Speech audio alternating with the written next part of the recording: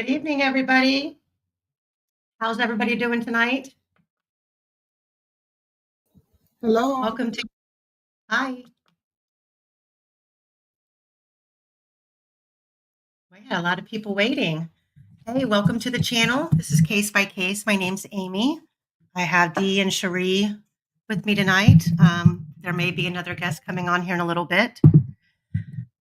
So it's been a busy week. Please hit the like and subscribe and share the video.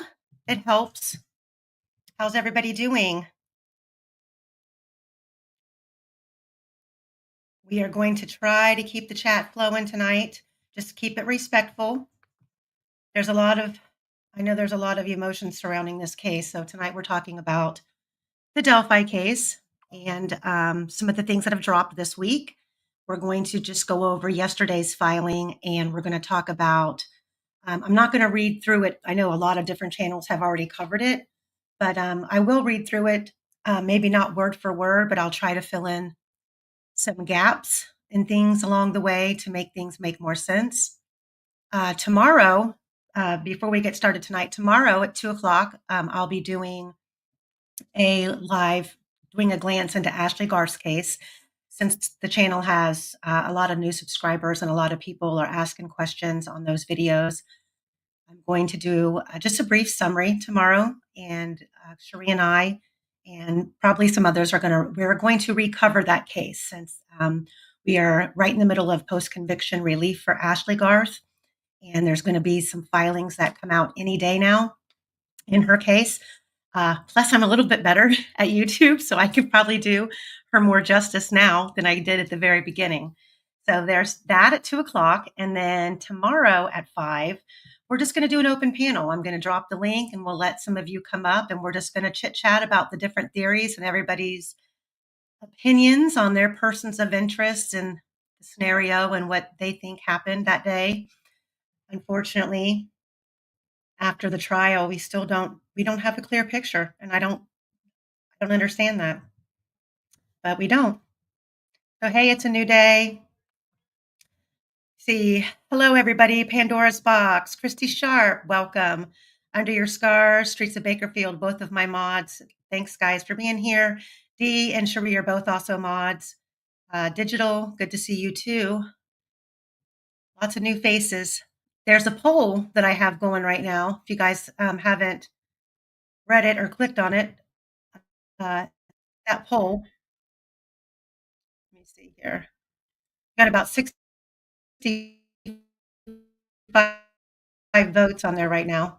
Stop to this here really quick. Okay. So, guys, I'm going to give you a little bit of, I'm just going to kind of give you guys a little bit to get in here and drop your questions. I'm going to kind of take notes as I see them. Cherie, if you could help me with that, I'll try to answer as much as I can. So if you have questions like that you are really wanting to get answered tonight, I will write them down as I see them or answer them as I see them. I'll do my best, guys. Hey, Tracy Fleetwood. Hey, Lowered Customs. Catastrophe. Rebecca And. She says, hey, I'm here from Kokomo. If you need anything case by case. Rebecca, absolutely. My email's at the bottom of the screen. If you've got stuff that you would like to share, I would love to have it. I've had a lot of people, I mean, more so now than over the last 2 years, reach out with stuff. And it's really, it really is helpful just because I like to verify and I don't like to put stuff on here that's not true as much as I possibly can. Speaking of which, let me get right to some dirt. Was it, let me see, last week when we did the underground, the Delphi Underground, talking about all the different shady people that, names have floated in and out of the case. I had referenced that behind the Paladinos was a Charles Marchand. And it is a Charles Marchand, but Charles Marchand would like me to clarify that he is Charles Marchand Jr., not the senior. the senior is no longer with us. So he doesn't like to be referred to as senior, and he goes by Chuck. So apparently they were watching. And then there's an interesting comment in the chat. I meant to snag it for tonight and pull it into something, but I forgot. I got too busy today. But there was a cousin of Crystal Palladino's baby's father. I don't know if they were married, but we talked about her and the whole hotshot incident and all of that last week. And so the man that she was dating, or the father of Crystal's child that was given the hotshot, his cousin actually came into the chat on replay and basically confirmed that absolutely she did what I said she did. And that they'll never, and she was never arrested, and there will never be any justice for her cousin. So I found that interesting. It's just good confirmation that, when you say things like this, you better have your facts right. Let me see here. Not a new faces. Between law and laughs. Good evening.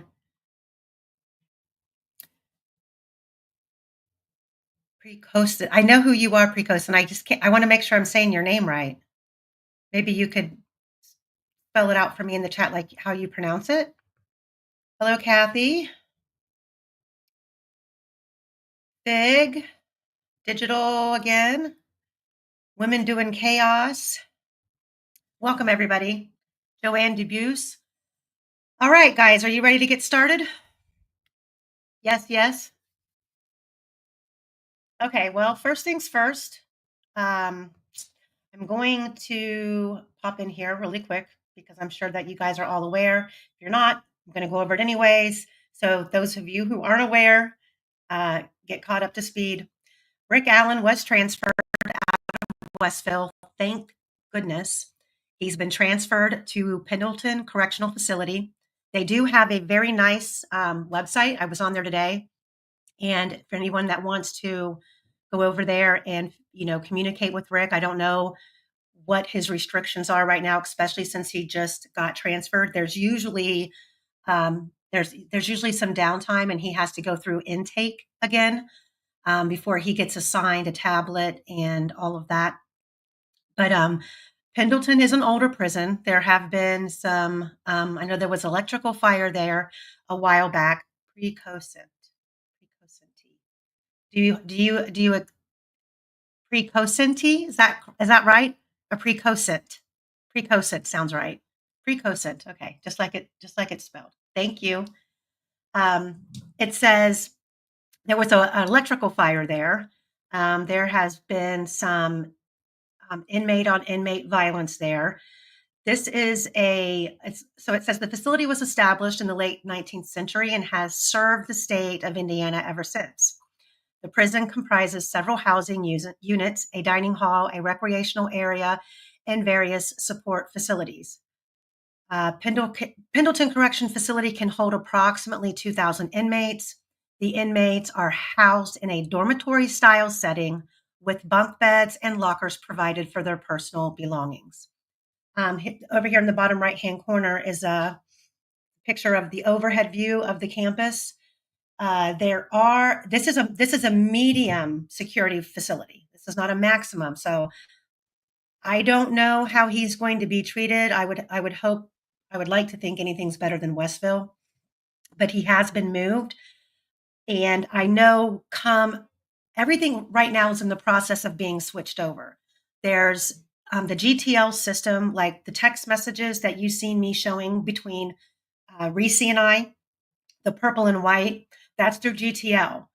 Those are, for $2, you can buy 20 credits, and it costs you 1 credit to send the message. And then if you want to supply the person you're messaging with a credit to respond to you, because not every inmate has credits, you can do that. So it could take you 2 credits per message. And with the GTL app, you get 2,000, I believe it's 2,000 characters or 2,000 words, something like that. And I think for Rick, it would be really awesome, especially to keep him if he's not in Gen Pop or in a protective unit and he's by himself, having messages and positivity, I think would really help him with his mental health. And with all prisons for the IDOC, just so you know, um, if you order, for example, off of Amazon, now there's a lot of things they can't have, but like books, as long as it comes from the business, as long as it comes from a book company, a place like Amazon, and you have it delivered directly to the prison and you put the inmate's address and inmate number on there, they can get it. So that's a suggestion. And I'm going to link, there's a couple other links that are available that you can, for example, you can go on and you can actually order them a lunch, like a special delivery lunch, as long as Pendleton as long as they're proactive in that company. You can go, it's like you can do pizzas, you can do Philly cheesesteak sandwiches, and they just kind of like get a surprise lunch for the day. So that's an option for anyone who wants to just kind of help raise his spirits. That's something that's available that you can do. And obviously, putting money on the books for commissary is always a bonus. And I'm sure it's costing Kathy a lot of money to communicate back and forth with him, whether it be phone calls or whether it be messages. So anything and everything helps, guys. Welcome to everybody new coming in. Cherie and Dee, if you guys could keep an eye on the bottom of the down here in the green room in case somebody else pops in, because I can't always see it. Andy Cope. Oh, hi, Andy Cope. So I watched your video this week. Welcome. Andy says, I know he's all tagged up on commissary per Kathy. Oh, he's all tapped up. Okay, that's awesome. That's absolutely awesome. So he'll never go without, and he can always make sure he has his hygiene products and things like that. Food, they are really creative with their food. So Andy, if you want to, I don't want to misquote it. If you want to, Andy, drop your link in the chat. If you guys haven't seen her channel, um, head on over there and subscribe to Andy's channel.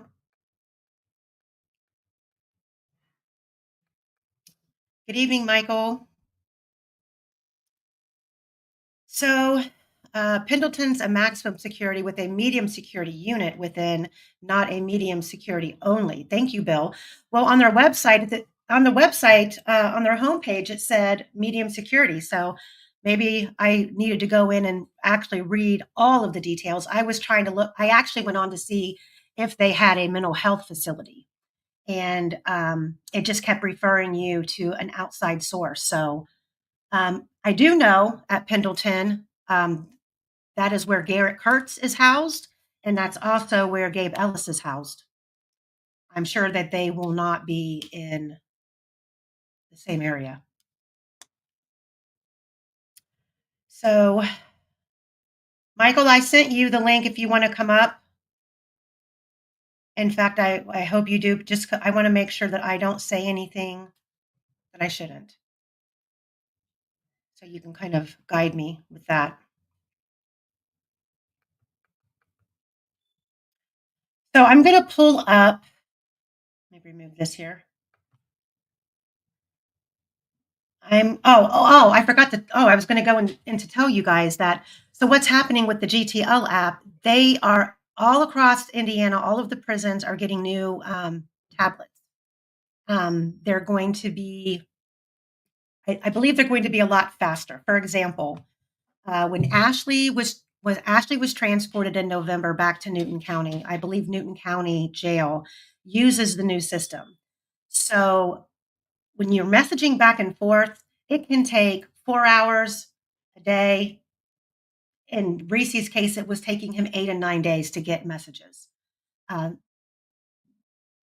Either they're being monitored or the system's logged because they're changing. I don't know. But when Ashley was in Newton County, the app that they were using, I could literally video call her at any time.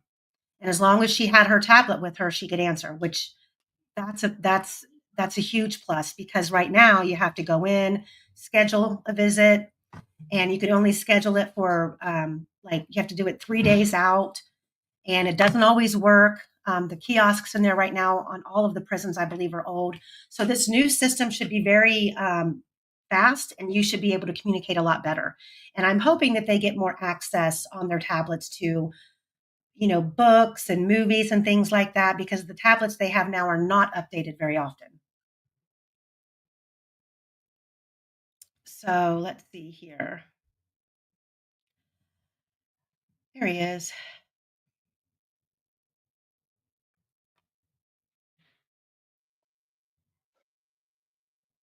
Good evening, Michael. Hi there. How are you? Hey, I'm not good as a censor. I can't step on any toes. You say what you say. I'm not the, Okay. I'm not the arbiter censor of anything. Okay, so I just use my smarty smart skills. Oh gosh. Okay. I gotcha. I will do my best.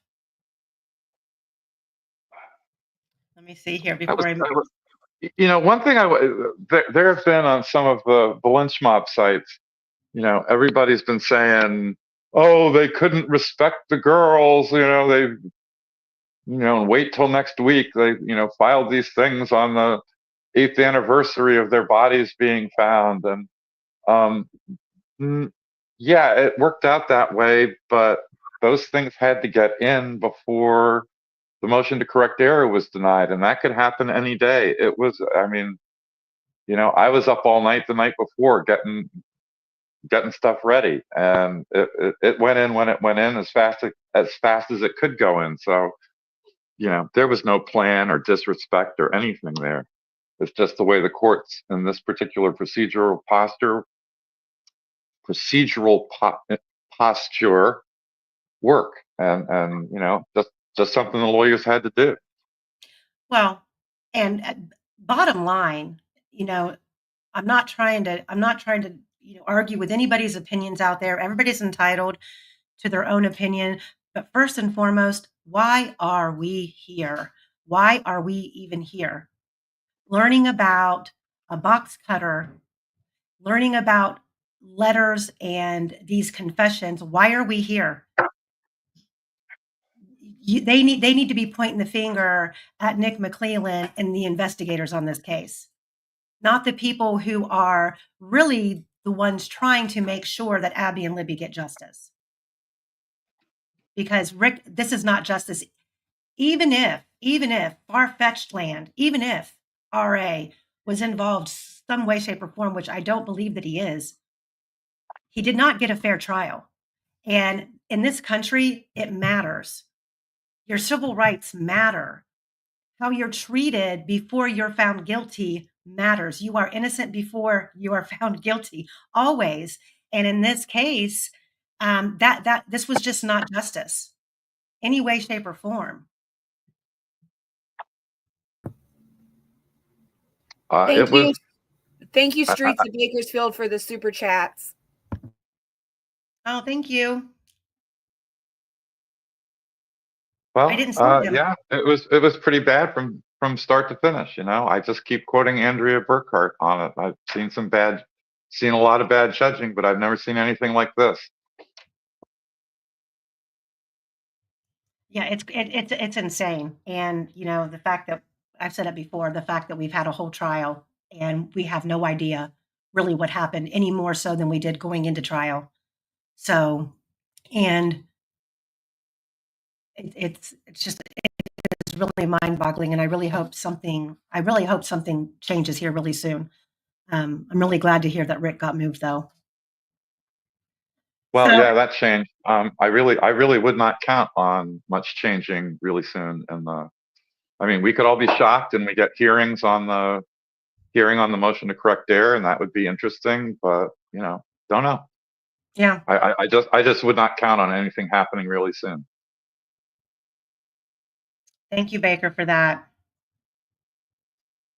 All right, well, I'm going to pop up here on the screen let me see here where I want to go first. I'm going to bring up the motion to preserve and compel that was filed yesterday. And like I said, I'm going to go through it. I'm sure you guys are familiar with it. It's been all over. Everyone's been reading it. Welcome in, everybody. Glad to see Yeah, you guys. who would have thought that the motion to strike was just sort of a mini appetizer? Right. And that was brilliantly written, by the way. I loved that document.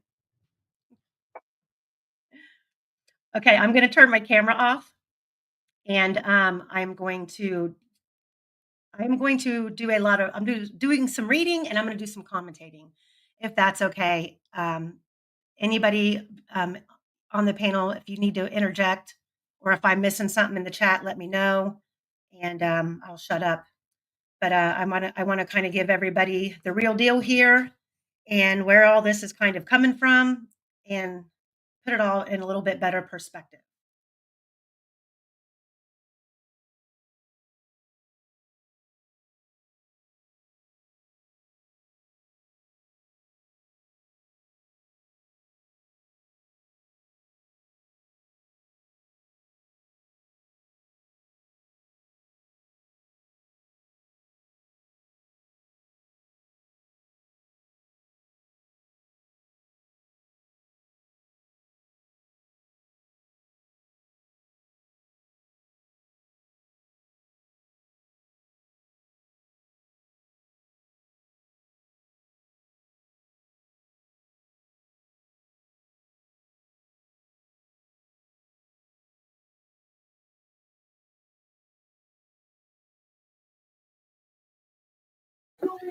Have we lost our leader?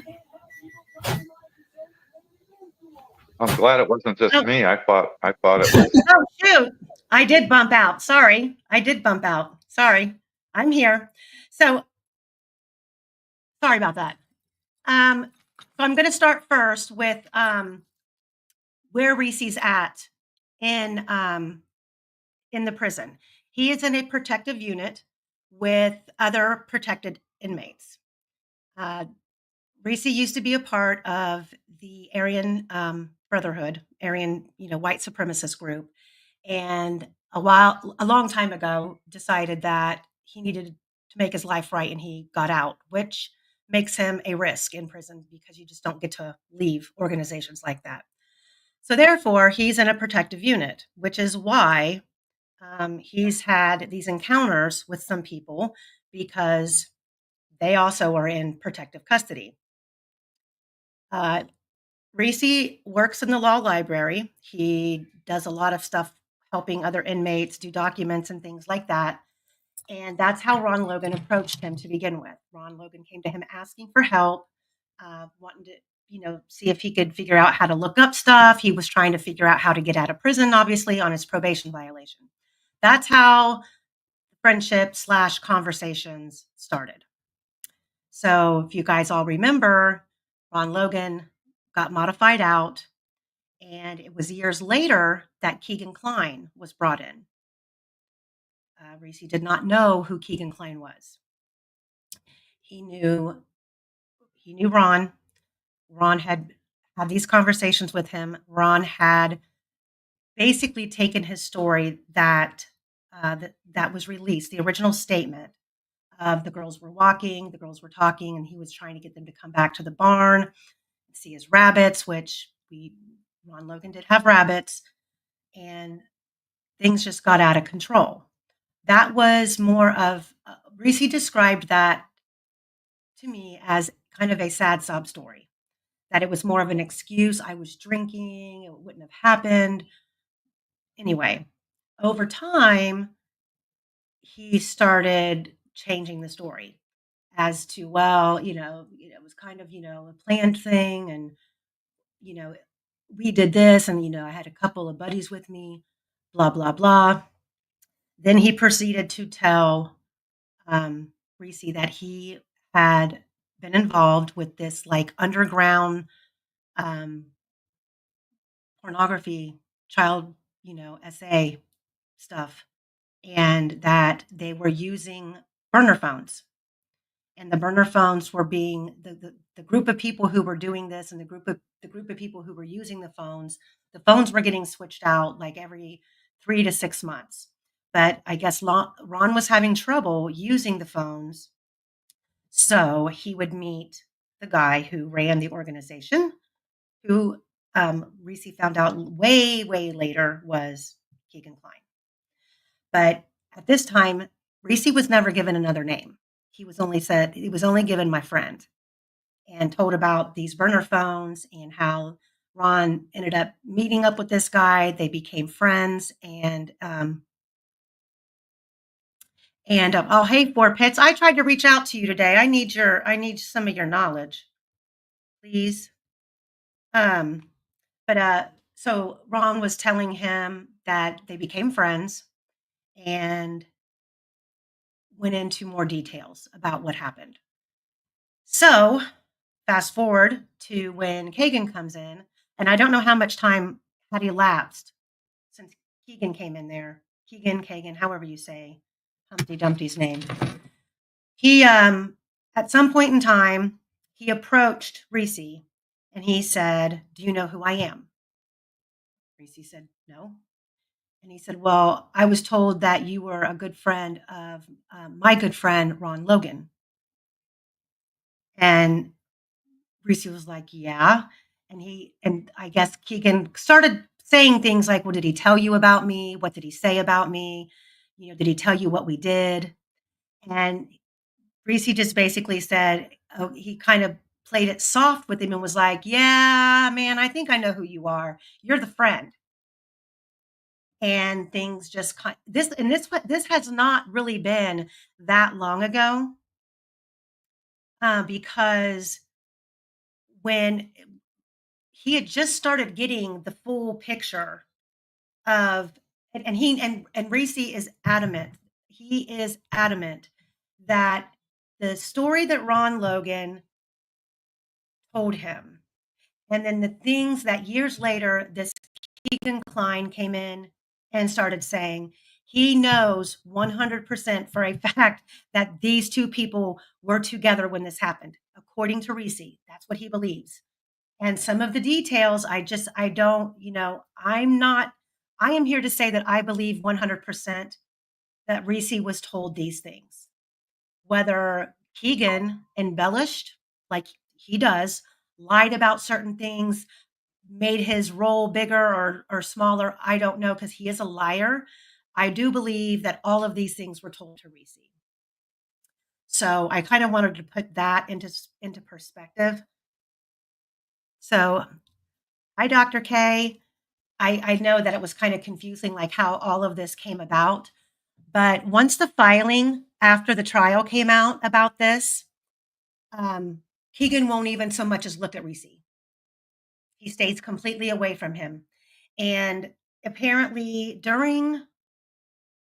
I guess, I think even up to now, Keegan has a girlfriend or a girl that he speaks to, and his mother watching social media. So Keegan's mom, if you're watching, hi, let him know that, yes, we're talking about him. And he was terrified when the trial was getting ready to start, because he was afraid that he was still going to be implicated in the crime. And then and he did even tell Reese that, I'll just blame it on my dad. And Reese also, Reese's words, 100%, 100%, Tony Klein accessed and used the Anthony Shots account, according to Keegan in there. So there that is. So do we need to, it's a lot. It is an absolute lot. Hey, Travis. So any questions about any of that? There's only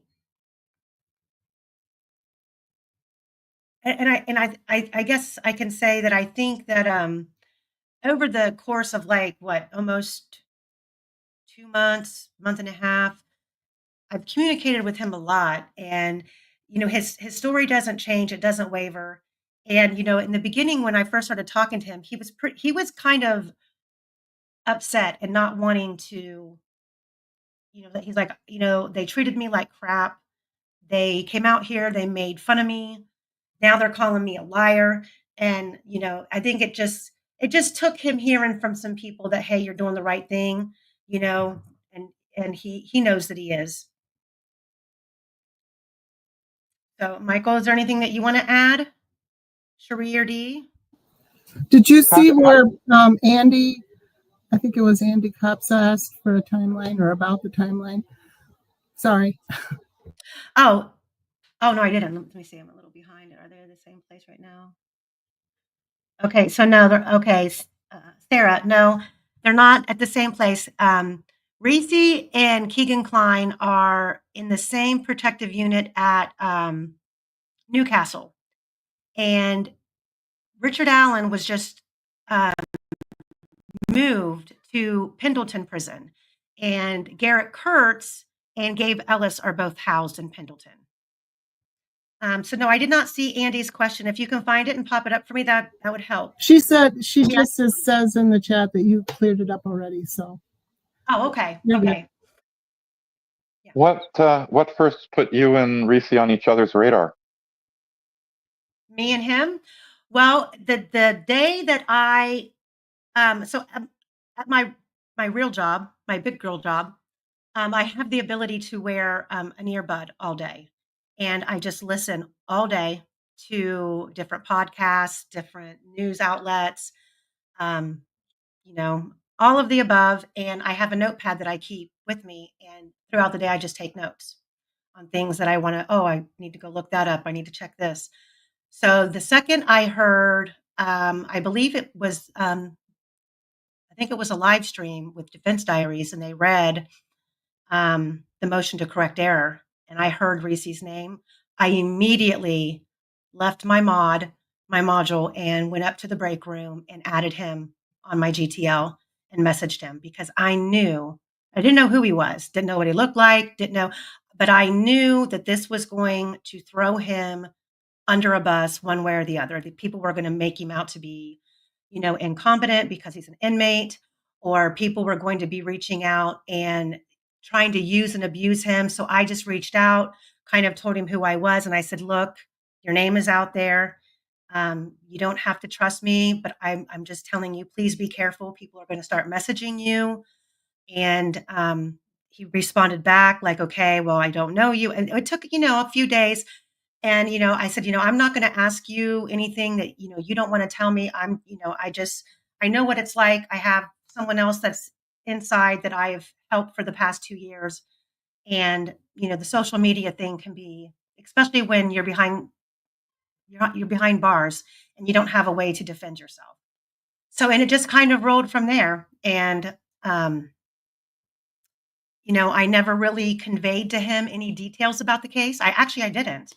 I never did. I never sent him like, oh, that can't be true because this is what I was told. I just let him talk. And he's repeated the same story numerous times, and it's really never changed. And, you know, I believe that he was told these things. Now, the details, whether he was told accurately or not, I don't know, but I do believe him. Do you know if he's been in touch with the Tweedles? Who are the Tweedles?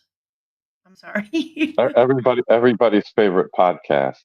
Oh, yeah, well, they did reach out, and he messaged me, and I gave him the 411 right away. I said, no, no.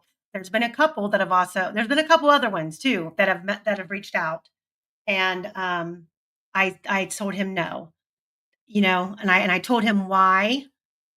I don't want to degrade another creator or anything. I just know who's going to have his best interest at heart, and I want to make sure that I give him facts, and he can make the. I mean, he's a grown man; he can make the decisions himself, but he doesn't know, and that's not a very fair situation to be in, especially in the situation that he's in. So I did let him know. No, do not respond to the Greenlees. Do not respond to Greeno. They are not people who have your best interest. I'm worried about them going out of their way to try to discredit him. Reese Davis is not in prison because he's a violent offender. He had a drug addiction, and Yeah.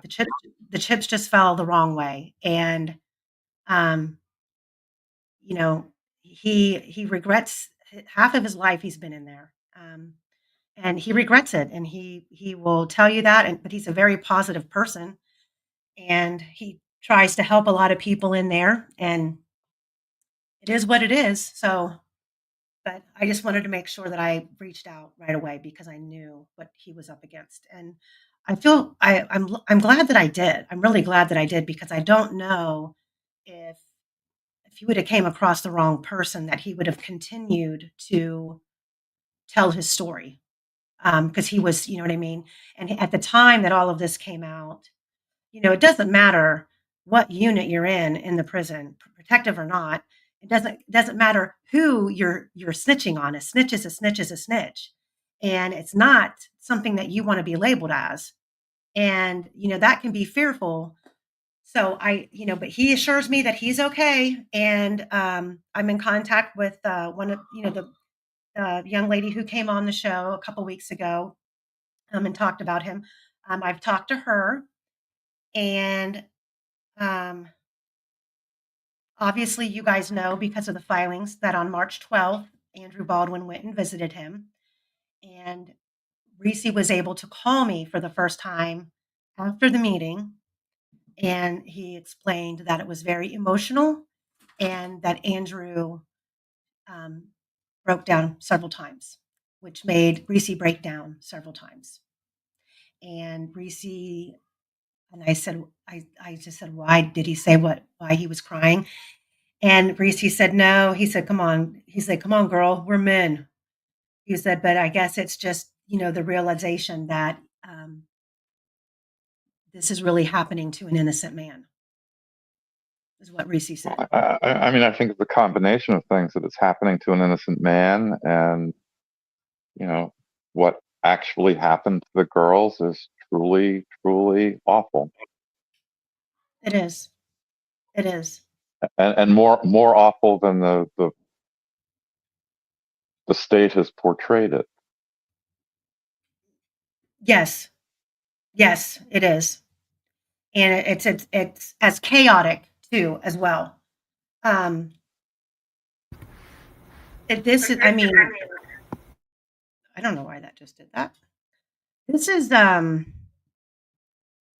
it's hard because, I think I personally want to just put a message out there to Anna Williams, because, I've met her, very sweet lady, but I think her voice right now would be the strongest voice in the room. And if she doubts for 1 second that her daughter got justice, please speak up. You have every right to speak up on Abby's behalf and Libby's behalf. No one here is trying to set a child killer free. That's not what this is. This is about right and wrong, and did they get it right? And it is overwhelming that there's something not right in this case.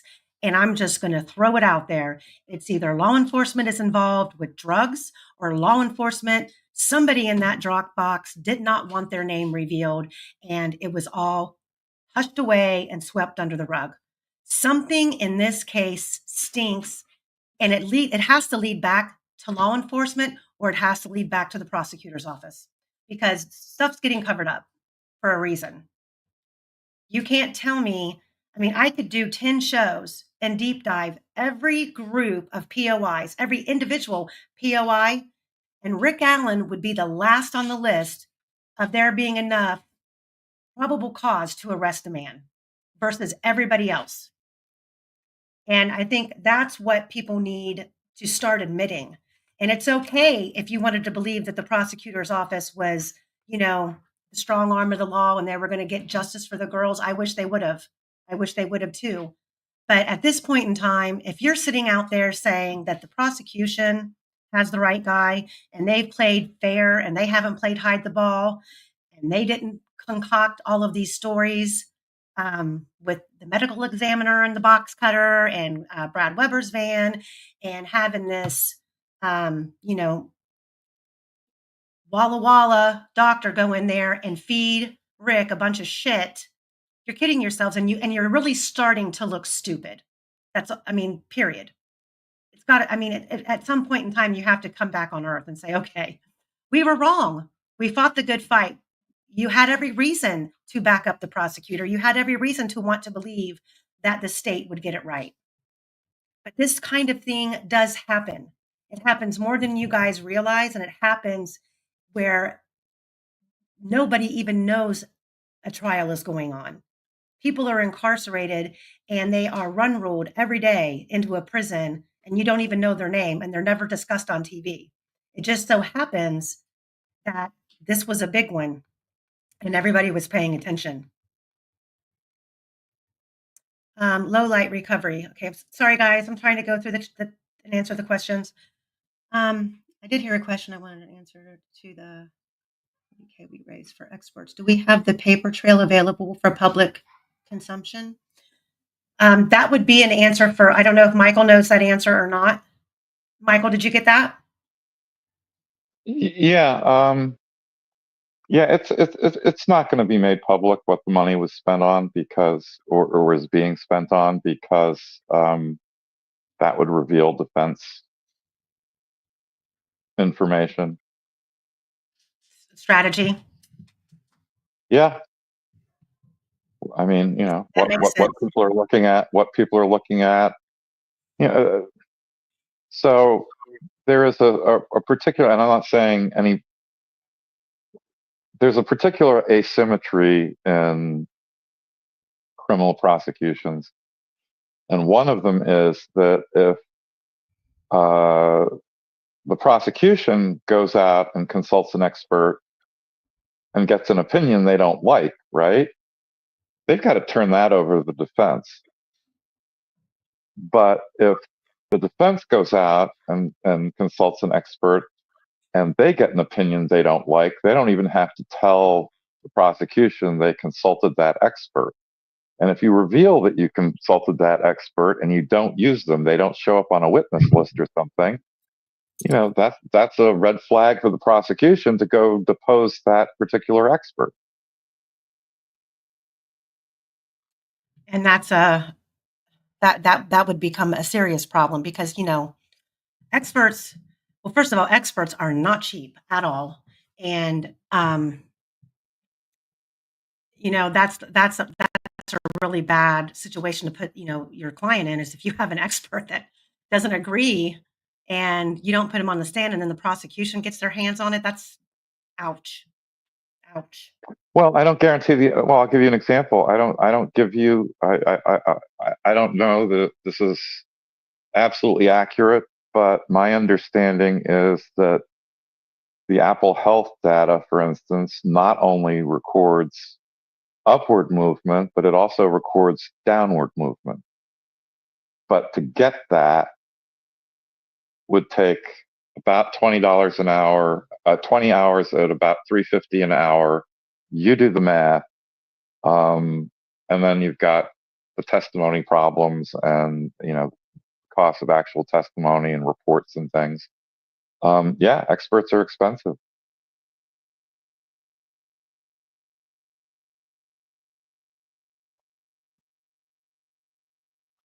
So, I guess the answer is that, the money has been and is going to be spent on extremely appropriate things. It's not going to be spent on lawyers. It was for experts. It may be spent for investigators as well now at this stage. But yeah, the details of where it went, they might be made public once Rick is freed and it's over. But I wouldn't count on that. I wouldn't count on getting that information until then.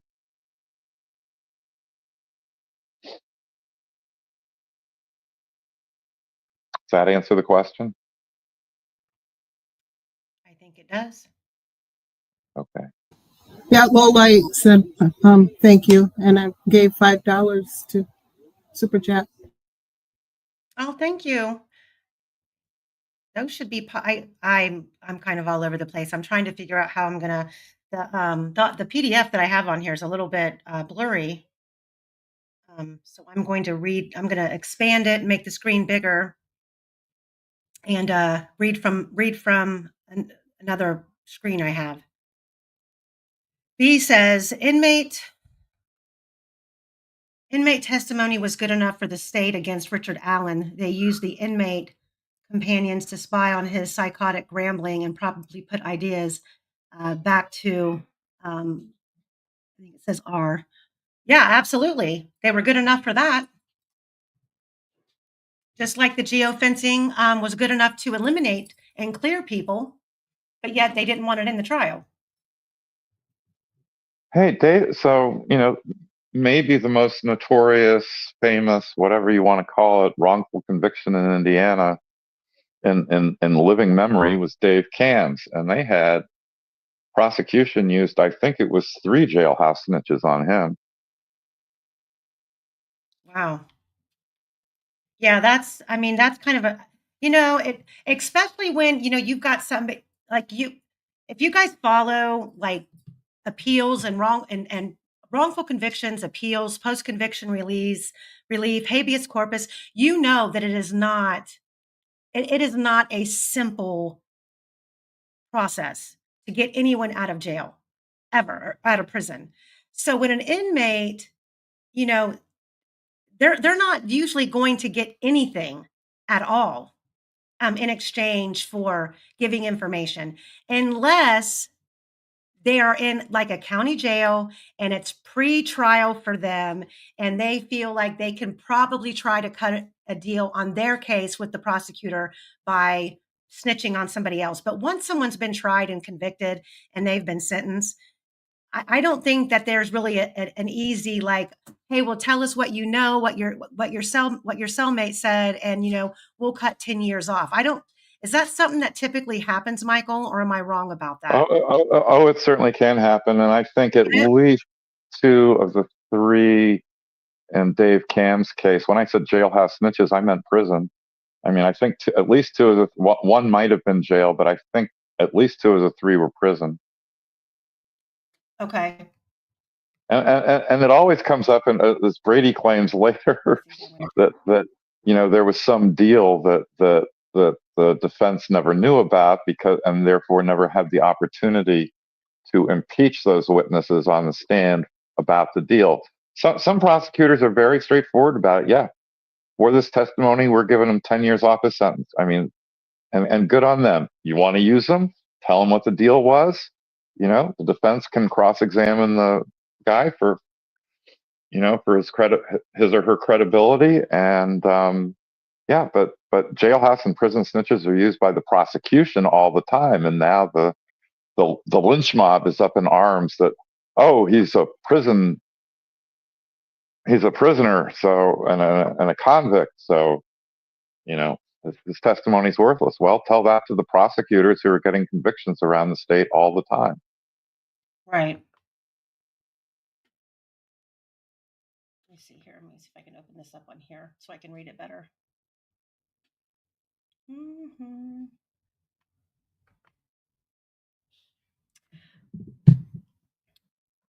I'm pretty sure on my screen it's blue. Does it look blurry to you guys in the window? It's not as clear as it should be. I can read it, but I think it's because I couldn't find it. I didn't find a PDF of it. I had to make one out of photos. So, Okay. Sorry. That's okay. No, that's okay. I have it. I'm just going to read from there, and we will keep going. It will let me open it.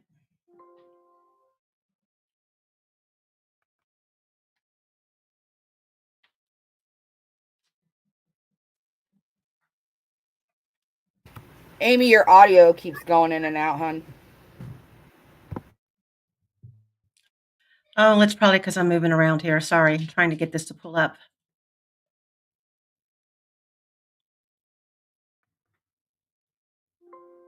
Okay, it's not going to work that way either. So, Cherie, you might have to go ahead and read it. Do you want me to start at the beginning? Yes, and then I'll just kind of stop you as we go through. Or Michael, you can stop, or Dee, whoever has a question. Richard Allen, by counsel, now comes before the court with his verified motion, and I can't read it as well as I thought, and moves the court to order the state of Indiana to preserve certain specific evidence and to produce that evidence to the defense. In support of the motion, Richard Allen states the following.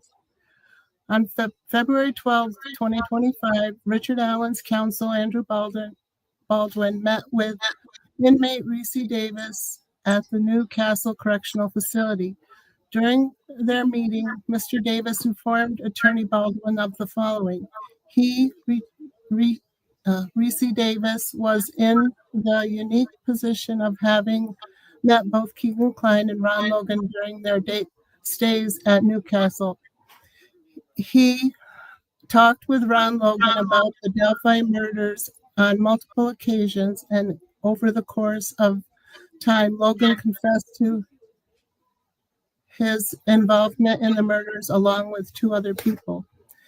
During their conversations, Logan provided certain details of the crime that only the actual killer would know, but never divulged why the other two people involved in the murders, who the other two people involved in the murders were. In or around March 2024, Keegan Kline was placed in the same general area as Reese Davis, and at some point apparently learned that Reese Davis had talked to Ron Logan while Logan was incarcerated in Newcastle. Over time, Kline began questioning Reese Davis as to Reese Davis's conversations with Ron Logan, whether Logan had ever mentioned Keegan Kline's name to Reese Davis. And during the confession, I think is what it says. I can't see it because the post is in the way. That's okay. I'm gonna stop you for a minute because I know that has everybody in chat read this document?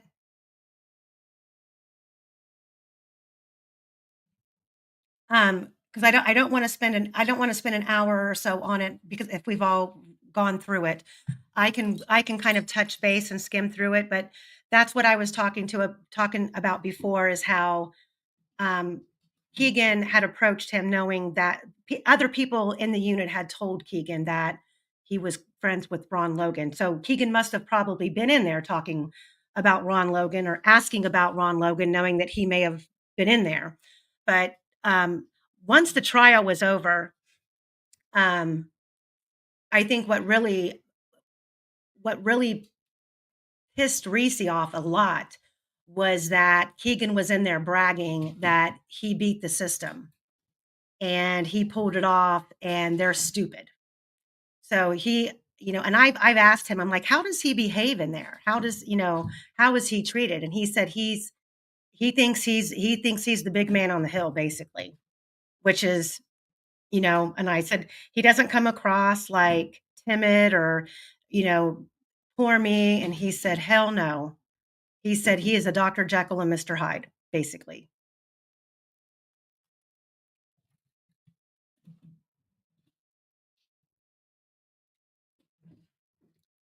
Oh, I'm sure they have.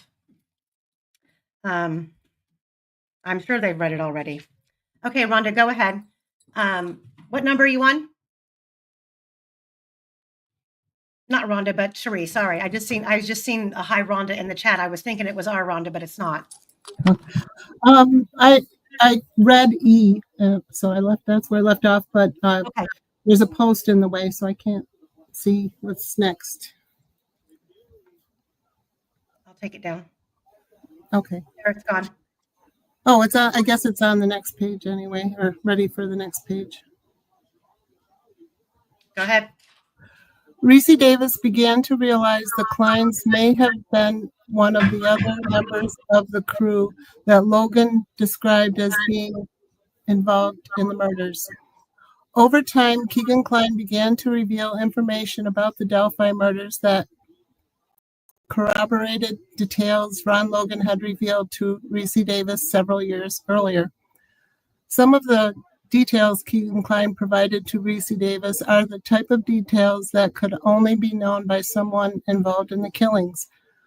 These conversations between Reese Davis and Keegan Kline occurred all the way up to the guilty verdict, at which time Kline expressed his relief that Kline, would no longer be a viable suspect in the murders due to Richard Allen's conviction. Not knowing whether Richard Allen could be the third person involved in the murders, Reese Davis asked Keegan Kline whether Mr. Allen was the third person involved in the murders. Kline replied that Richard Allen was not the third person and had nothing to do with the murders. Okay, let me stop you right there. Okay. Crew means there was at least, according independently of each other, Asha, according to Ron Logan, and according to Keegan, separately, because they were not in Newcastle at the same time, they both said there was 3 people, themselves individually and 2 other people. Ron Logan never named the people. He called them his friends and referred to one of them as one of the guys who ran the drop box for the child bad stuff. So it wasn't until Keegan came in years later and basically walked up to Reese and said, "Hey, do you know who I am?" And Reese didn't. He said no. But to back up,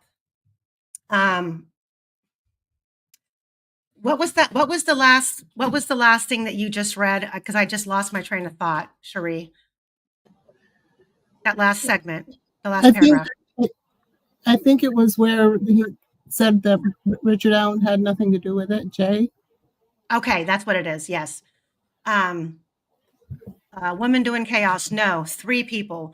Ron Logan said he had 2 friends with him. Keegan Kline said he was there with Ron Logan and another person. Who this third person is, it's up for speculation. But according to Keegan Kline, it is not Rick Allen. But I wanted to touch base on that because Reese had talked about last year, and this is something that I hopefully, and Michael, hopefully I'm saying this right. You clarify it if I don't. So when Andrew Baldwin first went and spoke with Reese, it was before the trial. The conversations with Keegan Kline at that time had just started. And after going through what Reese went through with Ron Logan and being basically quietly ignored by the prosecutor, even though they sent someone out to speak with him, he was treated very badly. You know, he felt like he was being treated like a piece of shit, basically. He's an inmate. They really, they were just basically following procedure, showing up. Here's a pen and paper. Tell us what you got. Try to put it in 2 paragraphs. And they played around giving him a lie detector test. Reese suffers from Tourette's, and they laughed at him, which enraged him. So I don't think the whole scenario itself was just really a good situation. So, and of course, lie detector tests, it's based on what the initiator says it is. There's no, who knows, but it's not admissible in court. But anyway, that whole entire interaction was with the investigator that came to speak with Reese was recorded, videotaped. So the way Reese has explained it to me was that when Andrew Baldwin first came and seen him, he was like, okay, what is, I've already said what I had to say. At this point in time, he's just beginning to get the idea that Keegan is conveying that he was involved with Ron Logan, but he really wasn't sure. And he didn't know if Rick Allen was involved or the third person. So if Rick Allen was, he was not going to help the defense defend Rick Allen. So he basically told Andrew Baldwin, well, what I had to say was videotaped. Go watch it, and that's when, I think Andrew found out that there was no videotape that they had been given through discovery. So that's why a year ago, but what brought all of this back around to Reese and how relevant this is now is because of the medical examiner getting on the stand at trial. And after 7 years of saying a specific weapon was used, now he's saying, well, it could have been a box cutter. Well, back in May of 2017, when they came out and first spoke with Reese, Reese's the one that said a box cutter was used. So that's why how it all came back around. That's what made it relevant. That's what made it, there's the nexus right there. So that's where, the defense team said, holy crap, we really need to go talk to him. So Michael, you want to add anything to that? Or Cherie or Dee? No, I don't think so. You're absolutely right. We wouldn't be here but for Core's trial testimony, which, it was, I guess, sometime over the summer, he's at his tool bench and has this eureka moment where it could have been a box cutter. I mean, I'm skeptical, and I think it's a sort of a wonderful irony if it happened this way that, one of the so-called confessions from Rick had said something about a box cutter. And, I think there's an inference to be drawn. I'm not making any accusations, but if for 7 years you say it's two blades, one serrated, one straight, and then just before trial you say, aha, box cutter, after the defendant has allegedly confessed to using a box cutter, it kind of sounds like you're trying to fit the defendant up for the thing. And the like the sort of unbelievable irony is that I don't think anybody on the prosecution remembered anything about uh, the alleged confession by Ron Logan to Reese Davis, and didn't think what repercussions uh, having Core testify about a box cutter might have. Mm-hmm. That's exactly, I think that's exactly what happened. They didn't take him serious. And the way Reese described the interaction, that's probably why. There was probably really no follow-up on that interview. And, and here we are. Reese said, after he met, he just basically told Baldwin, well, just go watch the videotape. Reese also referred to that videotape when I asked him about the fact that, so he's in prison. He needed a way to get in contact with people working the case. So there, at the time, I don't believe it was a wife, friend, a girlfriend, whatever. She's the one who contacted the tip line and put in Reese's tip. Well, apparently, apparently she's been contacted, and it was told publicly, her name wasn't revealed or anything, that she claimed it was all about the reward money. Reese said that is absolutely not true. And he stated that in the interview, that I think he was asked, what does he want? And did he want the reward, or what did he want? And he said, nothing. If there's any money, give it to the families or give it to the park for the girls. And that's why he kept saying, have them watch the video, have them watch the video. And here we are. Apparently that video's never been turned over. So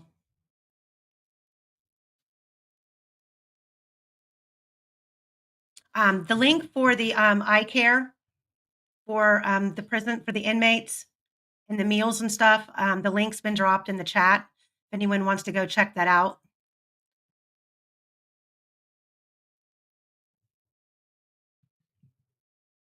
So, okay, Cherie, we can keep moving. Go ahead. Sorry. Okay.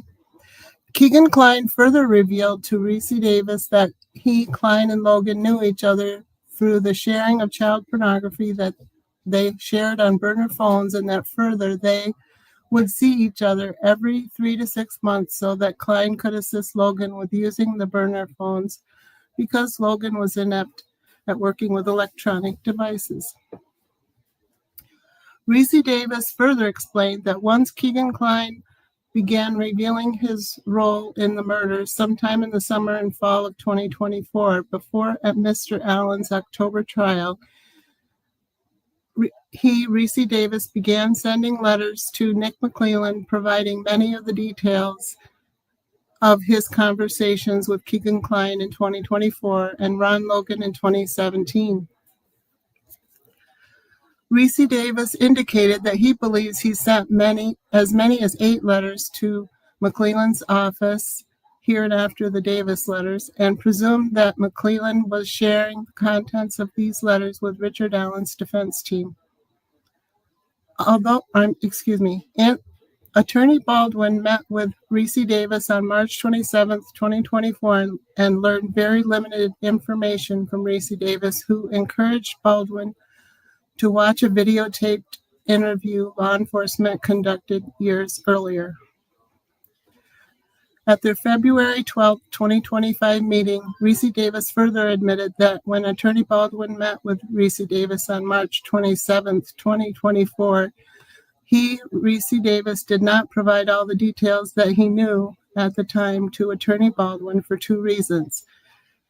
He had not yet heard of the many details that Keegan Kline ultimately provided him, including that Keegan Kline was involved in the crime and that Keegan Kline, knew Ron Logan. And at that time, he met with Attorney Baldwin in 2024. Reese Davis could not be sure whether Richard Allen was one of the other 2 people that Ron Logan described as also being involved in the murders. Mr. Davis stated that he was guarded during their March 27, 2024 meeting with Baldwin because Davis, new page, please, did not necessarily want to assist Richard Allen's defense counsel if Richard Allen, was one of the 3 men that Ron Logan stated was involved in the murders. Again, in his March 27, 2024 meeting with Baldwin, Reese Davis told Baldwin that Baldwin could learn of the details of what Reese Davis told law enforcement by watching his videotaped interview that law enforcement should have in their possession from when law enforcement, interviewed him sometime years before. At their February 12, 2025 meeting, Reese Davis was shocked to learn that Baldwin had never received this videotaped interview. Following his March 27, 2024 visit with Reese Davis, the next day, March 28th at 11:49 p.m., Attorney Baldwin emailed both Nick McClellan and Stacy Diener requesting that they turn over law enforcement's videotaped interview of Reese Davis, in which Davis presumably provided the details of Ron Logan's confession on videotape. To date, the prosecution has never provided any videotaped Reese Davis interview to the defense, nor explained why it has not done so, nor stated no such videotape exists, and have ignored the request.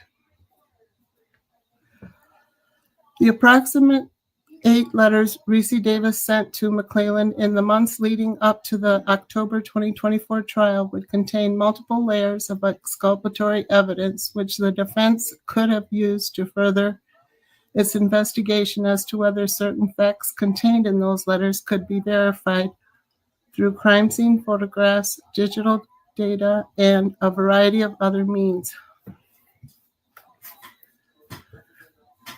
Defense counsel has never seen the Davis letters nor known of their existence until after the trial, when defense counsel met with Mr. Davis on February 12, 2025. Also, the prosecutor has never informed the defense counsel of the existence of any such letters. On the evening of February 12, 2025, defense counsel Baldwin sent an email to Nick McClelland and his in-house investigator, Steve Mullen, requesting that they produce both the Davis letters and any video recording in their possession of an interview with Reese Davis. McClelland's response was vague, non-responsive to the defense request, and did not indicate whether he, McClelland, ever received those letters, nor whether he sent those letters to the defense. In other words, McClelland never confirmed or denied the existence of said. Ready to switch? Yeah. Go ahead. The defense is concerned that without an order from the court, the prosecution and/or law enforcement may lose the Davis letters, as well as the videotaped interview of Reese Davis, or that the state of Indiana may refuse to turn them over to the defense. The defense's concern is well-founded, based upon law enforcement's history in this case of losing evidence as documented before the trial, including claiming that they taped over certain important videotaped interviews. The defense can produce a witness with admissible evidence that in the months before Mr. Allen's trial, the prosecution received some number of letters from Reese Davis, and that those letters had been given to the people investigating the case. Okay, hang on. I'm going to stop you right there. Okay. So I just want to point out, based on Nick McClelland's his response to the motion to correct error, that the defense has yet to receive this video of this interview back in 2017. They have yet to receive any of the letters, which can be verified that they were sent, because Reese actually took a couple extra steps to ensure that his letters were making it to the appropriate people. So there's people involved in that chain that can contest to what he's saying is true. There's also another letter that I don't believe was touched upon in that Reese claimed that he made, and that was also a letter that he mailed to Doug Carter. And he said, "I have been quietly ignored by all of them." But if you remember from Nick McClelland's filing the motion, his response to the motion to correct error, he had the audacity to come out with the information that Reese Davis failed a lie detector test miserably. Where did he get that information from? Where are those records? Wouldn't they have accompanied the report from the investigator who showed up at the prison to talk to Reese back in 2017?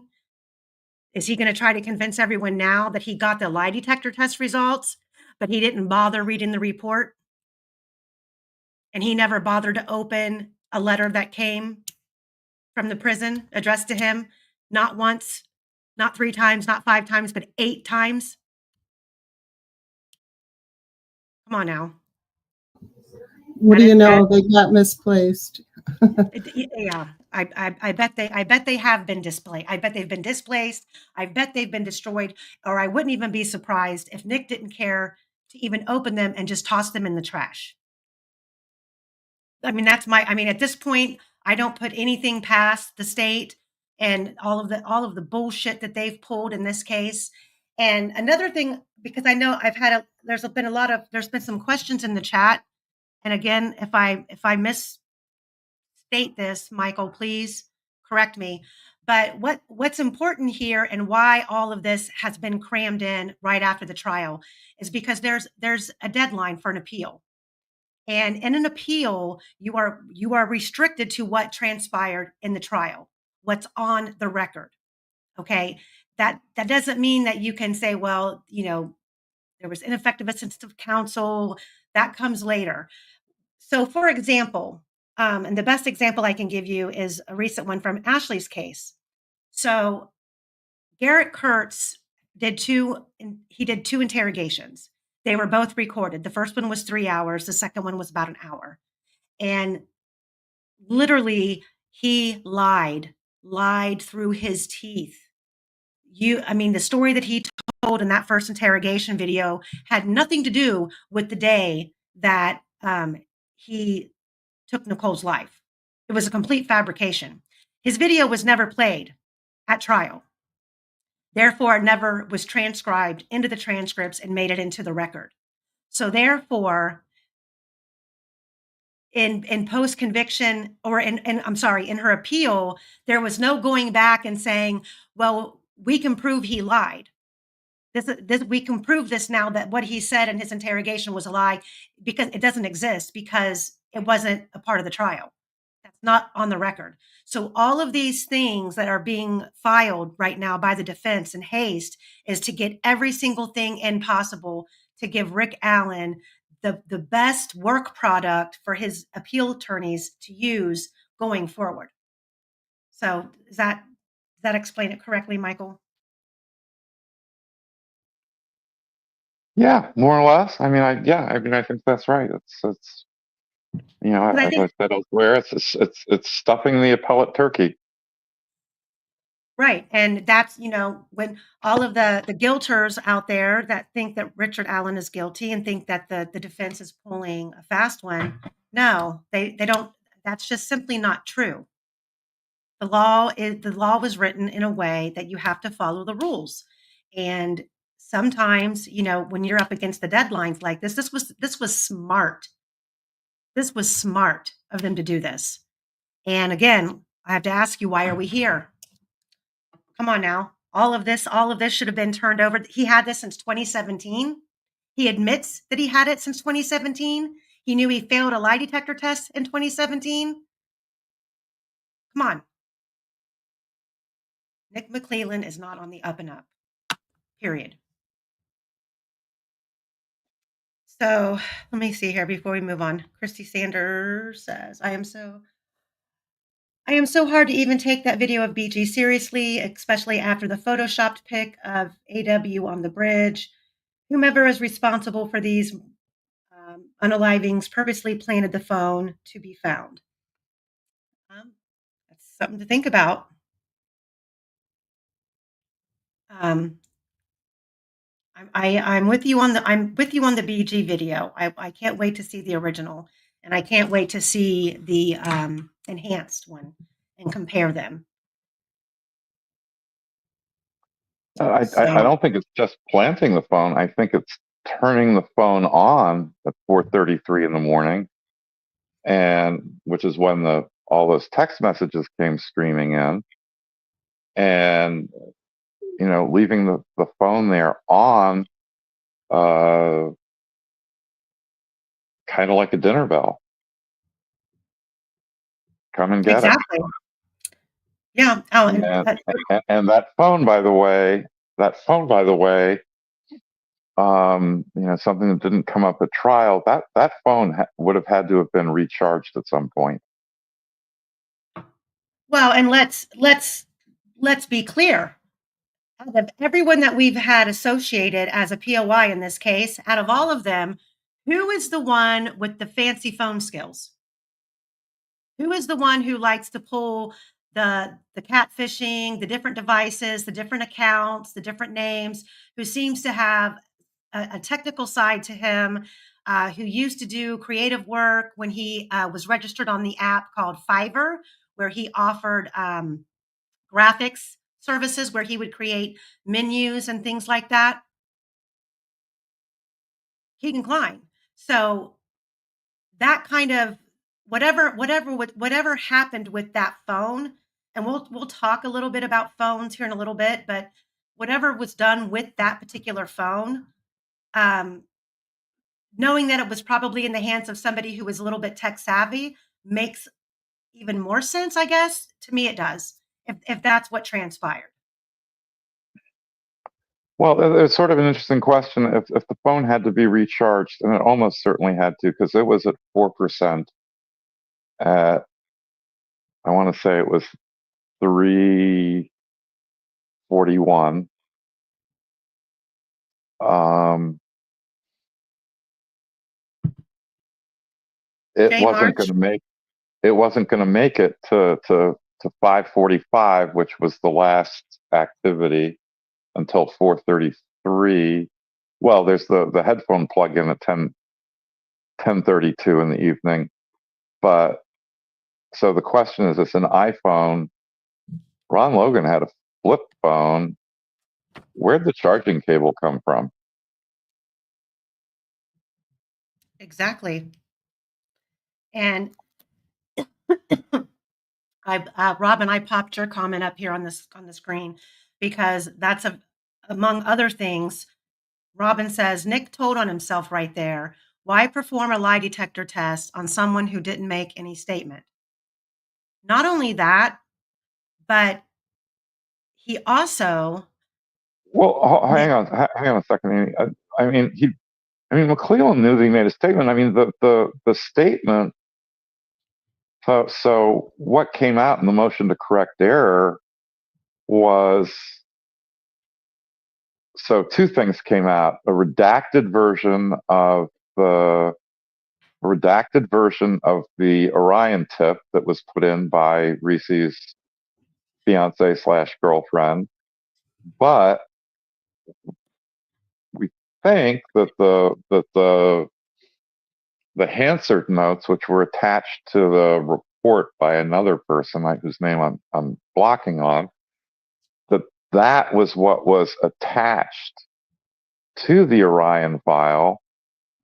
The PDF of that was attached to the tip in the Orion file as the follow-up. I mean, people have to understand that the way the Orion file works is, if you have it live, then if you have it live, you're law enforcement and you have the database, you can just click on the PDF, right? That's listed in the particular tip in the Orion page you're looking at. But if all you have is a PDF printout of the Orion file, you've got to go. You can't just click on the PDF name that's linked for law enforcement. You actually have to go try and find the damn document. Well, on top of that, telling on himself, he made two statements in his response to the motion to correct error that were, one was completely inaccurate, where he misquoted that Reese Davis said that the girls' clothes were burned, and that, first of all, you can go back to the original motion that was filed by the defense and read the handwritten report from the detective that was there interviewing him. Reese stated that Ron Logan burned his own clothes, not the Yeah, girls. I know. And I believe that's right, and that McClellan mixed that up. On the other hand, right, Mm-hmm. giving him the benefit of the doubt, we don't know. I mean, we can suspect that Reese did not write to him saying these letters we haven't seen. We don't know what Reese said. So I mean, I assume it's all consistent with what went before, what he has said earlier and now later. But let's say it isn't. I mean, it's altogether possible that he did say in a letter that Ron Logan said, Well, he that's burned the true. girl's clothes. That's true. But that is completely the opposite of what he's said many times over, Yeah, about yeah, no, what was I said. understand that. I'm only saying there's a black box there. There are these letters that were sent, and that Yeah. we know from a witness, were received by the prosecutor's office and given to the people investigating the case.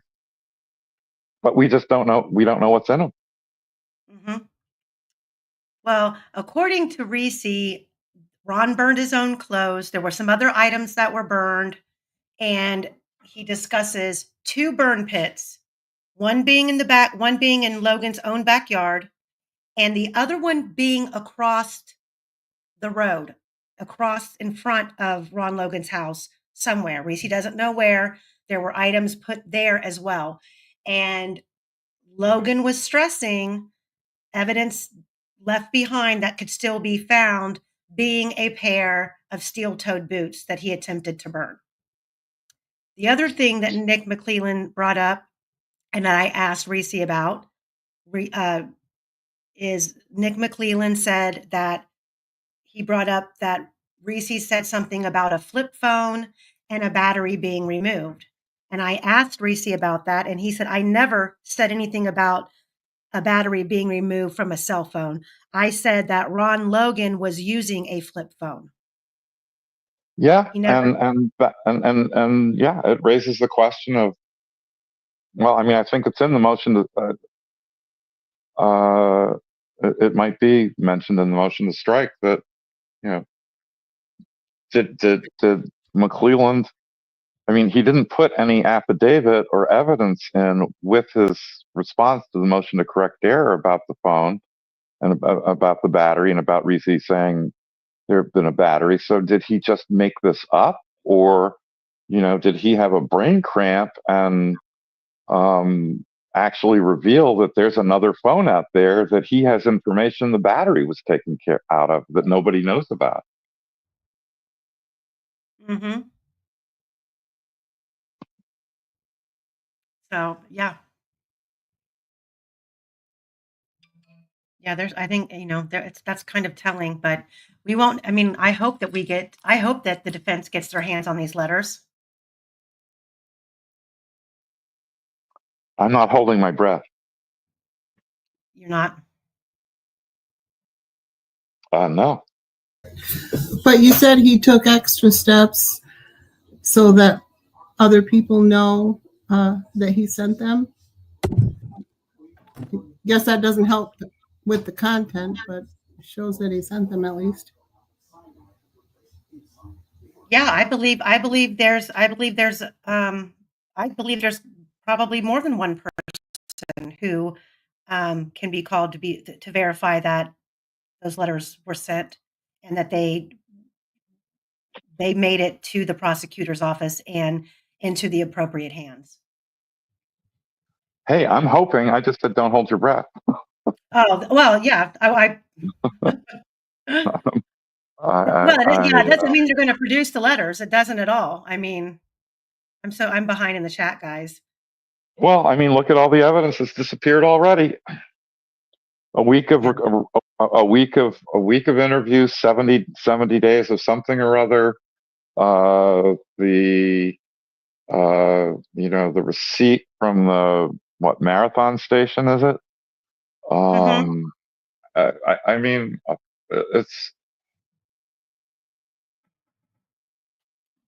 you know, this investigation really has been just an incredible clown car, to say the least. I mean, it's pathetic. It really is. You know what might help cure them from, quote, losing, unquote, all this stuff? Maybe if the defendant was immediately let go and they could not do anything, prosecute them for any further. I bet that would help cure them of that. What do you think? Of losing. That's some serious justice reform right there. Yeah. Well, I mean, there is a claim under a case called Arizona v. Youngblood that if you can prove bad faith on the part of law enforcement and the destruction of evidence, in other words, that it wasn't just accidental, court can presume that the evidence would have been helpful. And that's kind of what Brad and Andy were trying to do at the motion to suppress hearing about the destroyed interviews. The problem is that they Mullen said, "Oh, it was just a terrible accident," and Brad and Andy didn't have anything to say that it wasn't. Mm-hmm. And one of the things I think maybe that should have been gone after, and it may still be possible, but it's going to be later, is I just don't believe it was sort of physically possible with the hardware and the software for those interviews to be over recorded. And if you can prove that, then it had to be intentional. Right. Under Your Scars asks about did KK ever say he was waiting in a red Jeep? That I think we should stay out of the details, maybe, of. Yeah, I mean, the waiting in a red Jeep, that was said back, I don't even know if that supposedly came from Keegan Kline, that was a statement that he made, but I don't know if I've ever read it in a document. I think that came through a podcast, to be honest. Is there any links between Greeno and GK? Possibly. That's very possible. Well, one thing, I don't think I'm spilling any tea I shouldn't, by saying that, Teresa Liebert said that somebody was hanging out at the mailboxes by her place at 8:30 in the morning. Mhm. I thought it was much later, from an earlier version of her statement I'd heard from somebody I think pretty reliable. I'm not sure why she changed her testimony, but Take your pick. well, I heard originally it was like 12:30 or 1, but Teresa Liebert's mailbox is not in a place that anybody's going to walk to. And, the defense has the security camera video covering that period of time, as well as the time of Brad Weber's van arriving back. And that video needs to be looked at to see if somebody's dropped off in the early morning hours. Hey, Michael, look at the screen. Look at the question. No. Did you know my brother found a knife and gloves? I'm sorry, I'm on my phone, so that's why it's. It says, Four Pits is from that area, like right in the thick of things. Uh-huh. Did you hear me and my brother found a knife and gloves near a fire pit in the area, and it's not in the evidence? Well, did he turn it over? It sounds like he did. Four Pits. Well, Where did you turn it over? Who did you turn it over to, and where exactly did you find it? and when did you turn it over?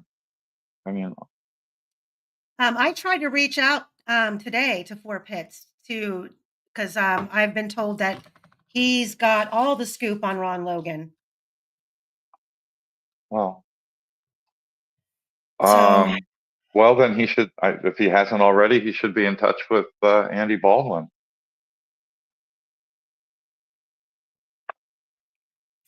So what's this say here?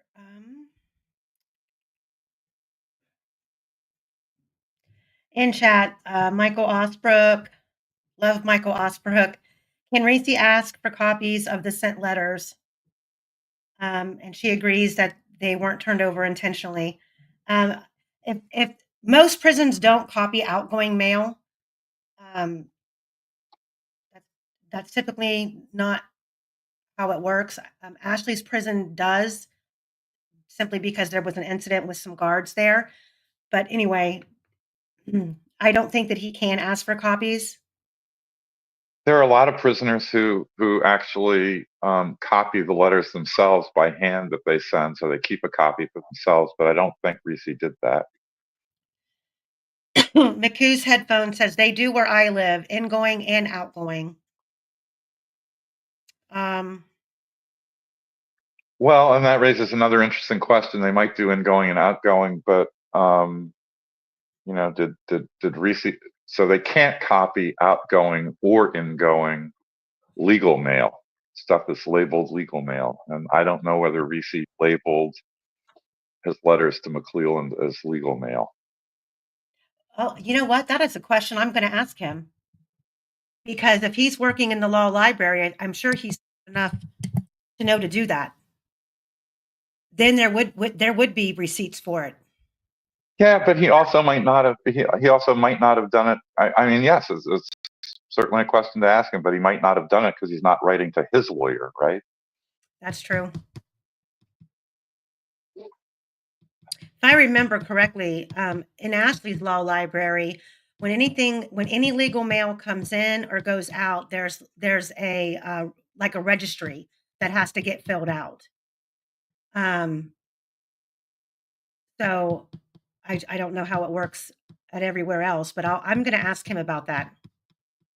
Indiana Girl says, I'm still a bit behind, so if this was answered, sorry. Did Reese say if he actually took a lie detector test?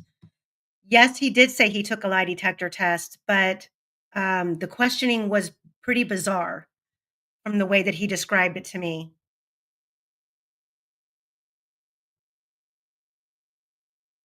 Okay, case by case. 4 Pits has pictures of the knife and gloves, and they were turned in. Thank you, Radar. 4 Pits, are you still in here? Who did you turn them into, and exactly where were they found? And if you're still in here, 4 Pits, drop your link to your channel in the chat. Or if one of the mods can go grab it and drop it in for him. No, Reese's not at Pendleton. Reese is at Newcastle. I wonder if 4 Pits took pictures of the gloves and Yeah, that's what Radar just said, that he has pictures of the knife and the gloves. oh. Well, it would be nice to know. If he knows, it would be nice to know whom he turned them into, and when. Mm-hmm. And this is, on the one hand, I'm grateful for the information now. On the other hand, this is sort of symptomatic of a lot that's been driving me nuts about this case, and that is all kinds of people have all kinds of information that, like, if they'd been talking about it a year ago, and maybe he was, I don't know, but it's the first I've heard of it, and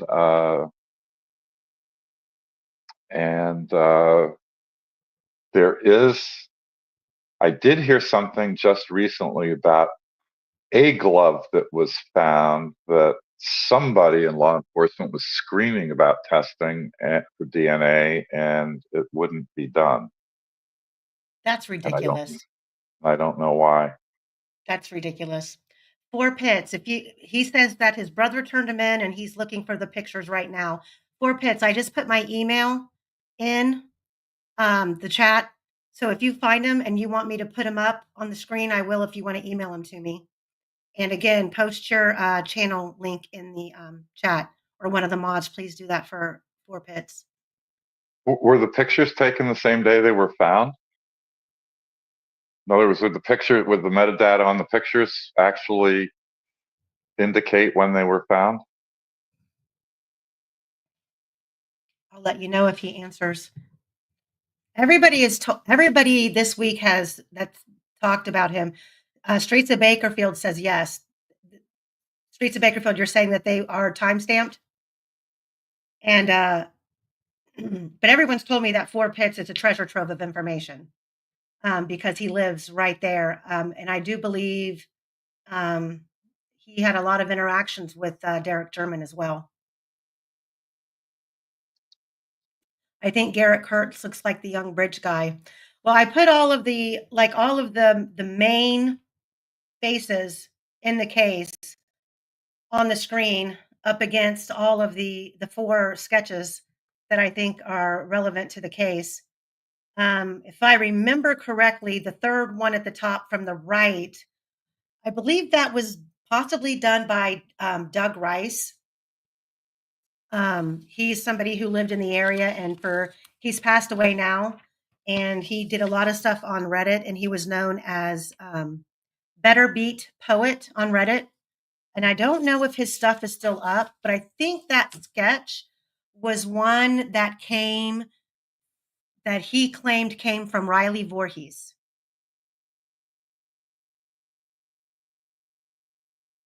That kind of fits Youngbridge guy. It does. It really does. And Youngbridge guy Betsy Blair said was a 10 out of 10. Yeah.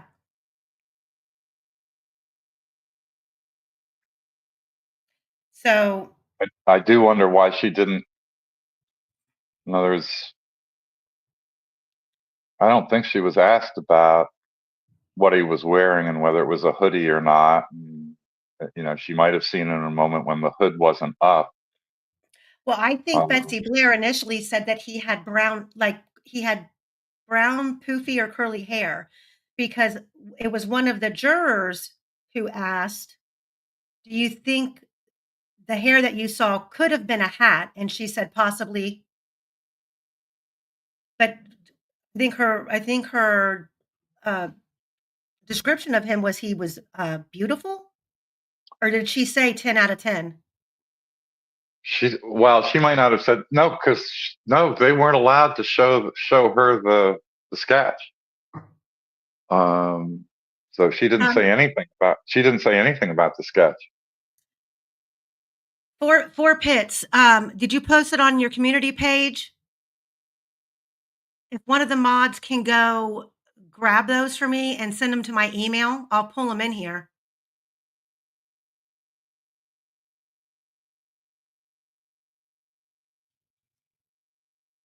Captain Howdy Doody did what? What am I missing there?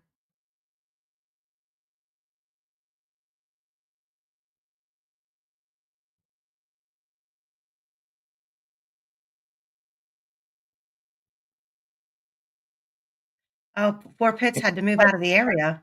I'm not surprised. Hey, R&M Productions, how are you doing? I got to say one of the least, I thought Betsy Blair was credible about everything until she said it might have been a hat. I mean, I don't remember the last time I looked at somebody 50 feet away and didn't know whether they had a hat on. Mm-hmm. Catastrophe said poofy hair, 10 out of 10. Well, so please do not, let me see. Please do not make fun of my map skills, guys. I do not have good map skills. I will when I get my new laptop, but on this laptop, it doesn't work out. But I did a little bit of, let me see here. I did a little bit. Let me take the comments down.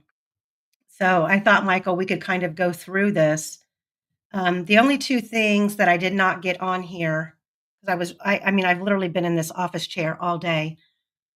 The two things I didn't get on here were the two individual cell phone pings that I know were in the geofence. So actually, let me back this up here. We'll go through the geofencing right now. This was from the Franks motion, and it says, both the geofencing evidence and Holman's September 22nd, 2023 report provide new information that supports the defense request for a Franks hearing. Specifically, the defense received certain geofencing evidence that at least 3 persons were in or around the crime scene at a time while the murders, the unalivings, were taking place, according to law enforcement's timelines. And none of those owners... I'm going to interrupt you a second just because is there some like YouTube policy or something that you have to use the word unaliving? Yes, they will ding your video. Oh, okay. Yeah, it's ridiculous. Yeah, it's ridiculous. Sorry, I interrupted. That's okay. No, yeah, it's kind of a YouTube policy. There's things that you're not supposed to do. So, according to law enforcement's timeline, none of the owners of the phones have any connection to Richard Allen. This geofencing evidence would provide evidence of any of the following scenarios. A, the persons walking with the phones are witnesses that would have observed the murders as they were taking place, and none of them have identified Richard Allen. Or these persons walking with the phones were witnesses who observed nothing as the unaliving did not take place the afternoon of February 13th. But the victims were taken to a crime scene. The victims were taken to the crime scene after the search was called off. C, these persons walking with the phones were participants in the unaliving. So I just kind of made a side note over here highlighting what this document outlines. There was 3 people around the crime scene. One of them for sure was within 60 to 100 yards of the crime scene, and 2 phones and a person carrying these phones were in and around the crime scene between 12:39 p.m. and 5:49 p.m. on February 13th.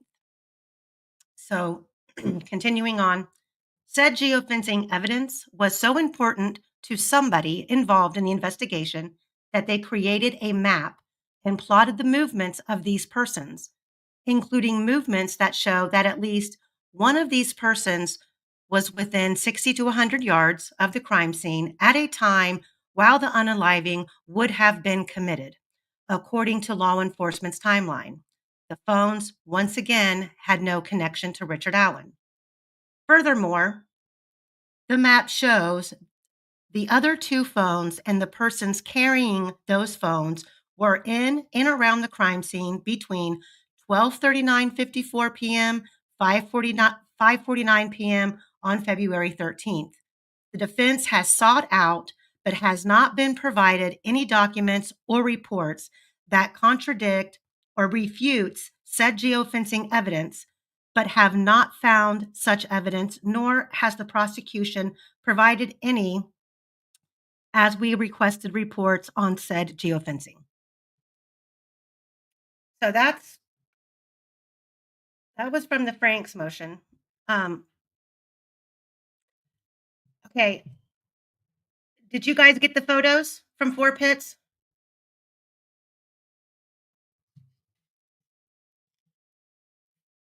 I haven't gotten them.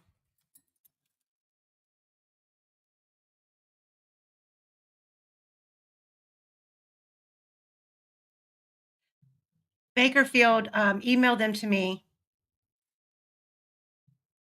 If you get them, he said he posted them on his. I think he posted them on his community page. Karen Hall, Michael, she's asking, can you confirm was Libby's phone case red? I think it was purple. It was purple with some Harry Potter thing on it.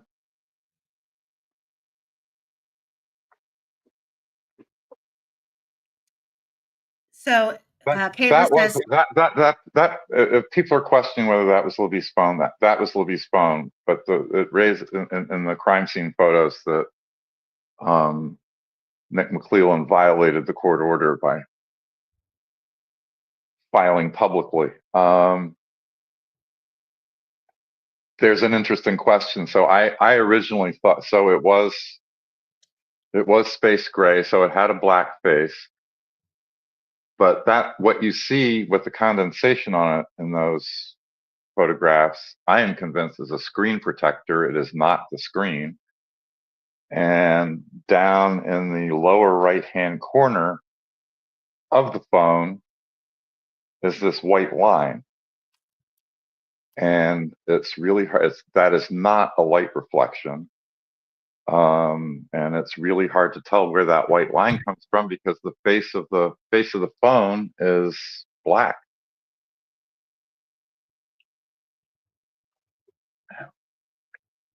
hold on one second, guys. I just got these photos. I'm going to pop them up on the screen. Just give me 1 second. And I'd like to know. I mean, I'm happy to get off, and you get 4 pits up here to talk about the details of finding these things. Like, where was the fire pit? Was it on was it across the road from Logan's house on 300? I don't know.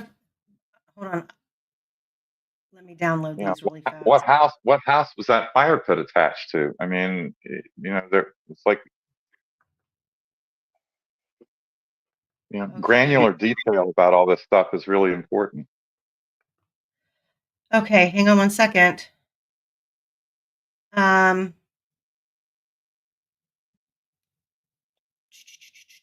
mean, I'm just blabbering. The 4 pits has real information. I don't know if you have to get. I don't think you have to drop out. Okay. So, Bakersfield, if you can get 4 pits the link, that would be great. I will let them come up and talk.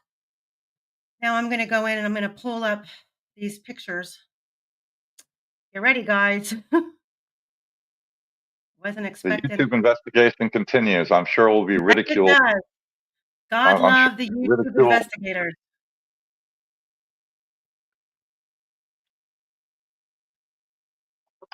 Terrible thing when people get together and look at things and think about them.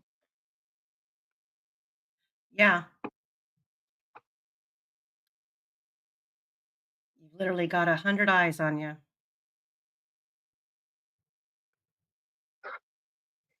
When I filed that contempt thing back last February for Brad and Andy, you have no idea how nerve-wracking it was to watch Bob Motta read that thing line by line in front of 800 people. It's like, I told my students, that the exams are between you and the professor, right? And that's pretty stressful. Imagine the exam that you've got 800 people grading you. Right.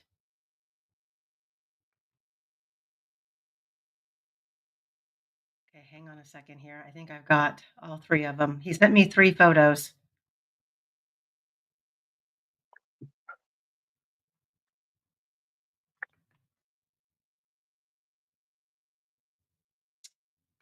Okay, hang on one second. I'm going to just kind of step away for a second and see if I can get these pulled in.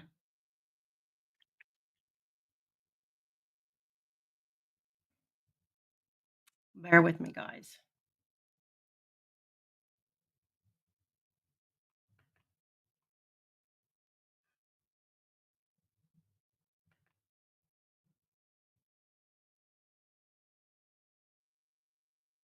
Go ahead, Cherie or Michael, take over for just about 2 minutes. Let me get these pulled in. Well, there is this just very bizarre thing that I think I mentioned maybe the last time I was on Case by Case, and that is the white van that's parked out by the packing plant, just off of 100. Just off of 100, pretty near to 421, and it's just there for an hour and 50 minutes. Nobody gets in, nobody gets out, and it just pulls off. And with all this talk about vans and things, I mean, there's no place to pull off the road, so the van's actually kind of parked on the road, and what was that about?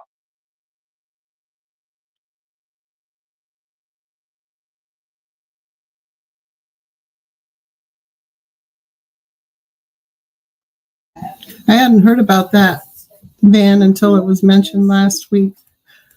Is it something that just came up? Well, look, for me, everything just came up. I've only been in this a year. I mean, there are people who've been on this for 8. I heard about it for the first time 3 months ago. I mean, there's a video of it up on the web on YouTube. It's the video is taken by a packing plant security camera, and it's facing east, I think. Maybe it's facing south. Yeah, it's facing south. And it's high up. I mean, it's high up looking down at the thing. And there is so about an hour and 35 minutes into the time that it's there, a car goes by. And while you're watching the video, you're saying to yourself, if you're thinking about Delphi, you're thinking, okay, pull out and follow that guy. That'll be suspicious.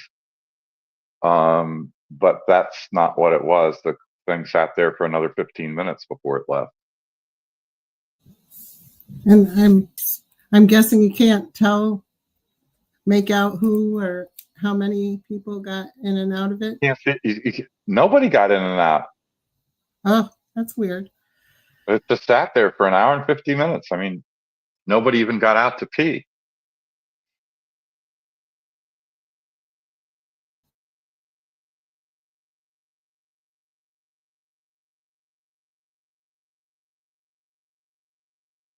The other weird thing we can talk about is a little piece of phone data.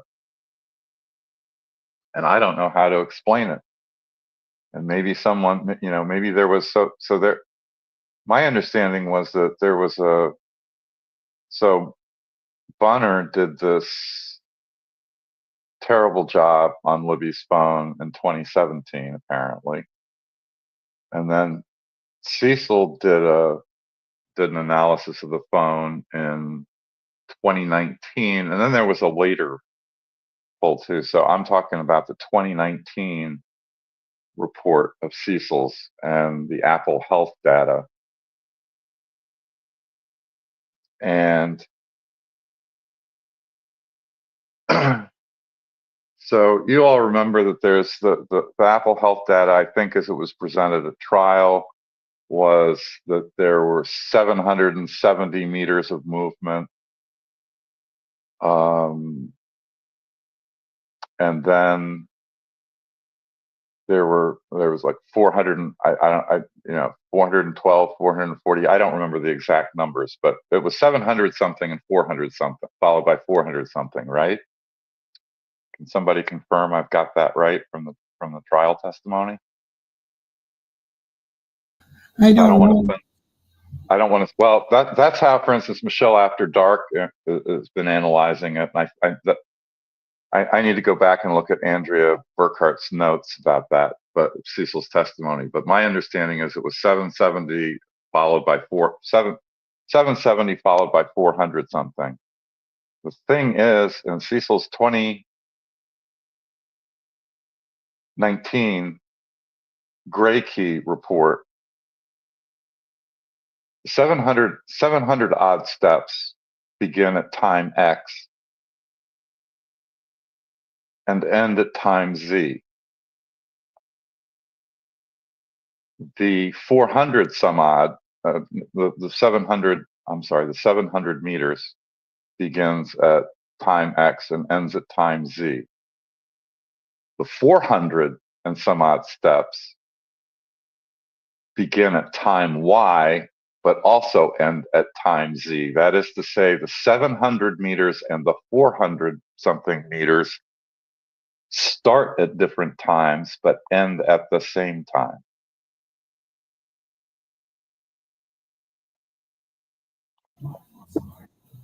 And I can't explain that. Okay, I'm back. I got him. Sorry, I had to pull him in, and I tried to rotate the one. I couldn't get it to rotate. It was going to take me again. Laptop problem. Sorry. I'm going to pull them in though. They're interesting. Did Bakerfields? Did you get him or her or get him the link for the chat or to come on? I'd like for him to explain these. I mean, these are really interesting. Oh, how interesting they are depends on where they were found and when. Yeah. I will say that nothing being done about them. I mean, that fits with the pattern of, for instance, not being interested, Carroll County law enforcement not being interested in a certain pair of bloody jeans. Mm-hmm.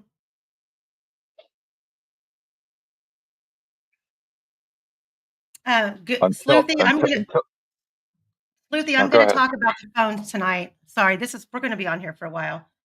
Okay. Four Pits, if you're in here, I want you to come up. Well, he can't come up without you letting him in. Yeah, I think we gave him the link to join. Bakersfield, did you get him that link? Because she got me the photos. It was found between Weber's and Sandifer's.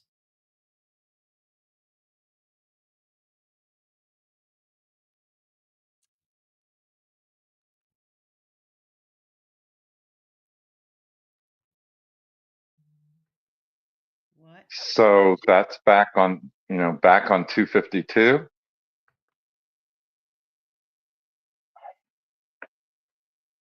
So, We're in the woods, or along the edge of the woods there. I mean, who's burn? It was found near a burn pit. So was it found near Weber's burn pit? Do you want me to? okay. Sorry. Four Pits doesn't want to come on panel, but Oh, okay. he'll answer any questions in the chat that we have. So, Four Pits, on this picture right here, were these items burned? Indiana girl said, so between the camera that saw Weber's van and Weber's house.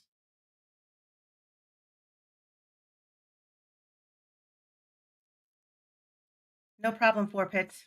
Thank you so much, though, for sharing these.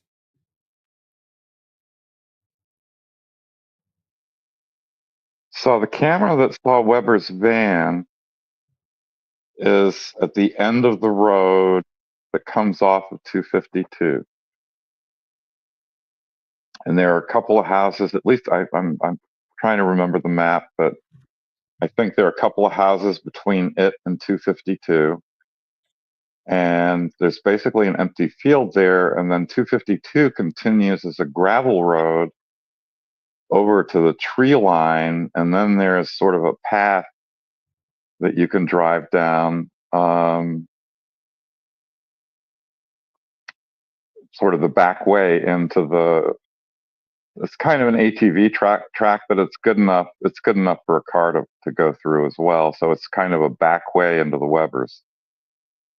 Yeah, the camera itself was at Sandifer's, correct? I am not sure of the name of the people who were living there at the time. The people who were there, I think, were renting.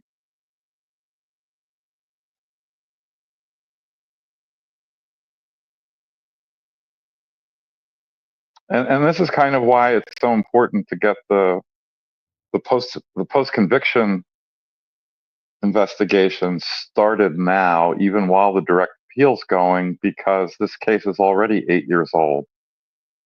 And, evidence disappears, people die, people move, and you can't find them. I think, as I've said elsewhere, I had a case where it was, 14 years old, and we finally got the murder conviction in Kokomo undone. It was, going to go and be retried. And, 3 months after we'd won, actually less than that, 2 months after we'd won in federal court, critical witness died in a car crash.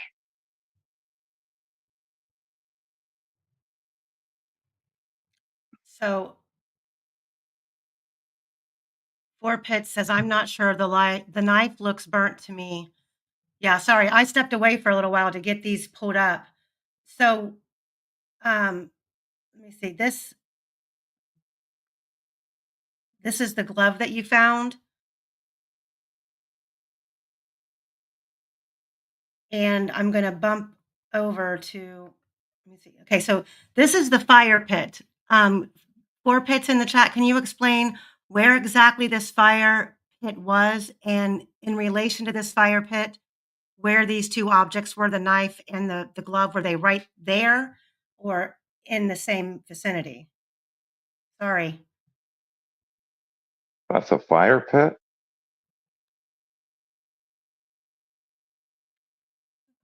I tried to rotate the picture, but it wouldn't let me. He says he has a map that his brother made of where these things were located. Uh-huh. Well, the map would be good too if we have it, if we could get it. Looks like there's a building. It looks like there's some white building over there in the background.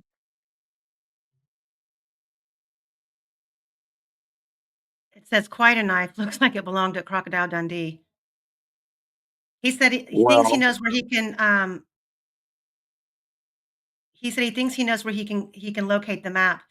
Can you tell us about the fire pit? Where exactly it was, or was it along the same in between the Sandifords and the Webbers, along that same strip?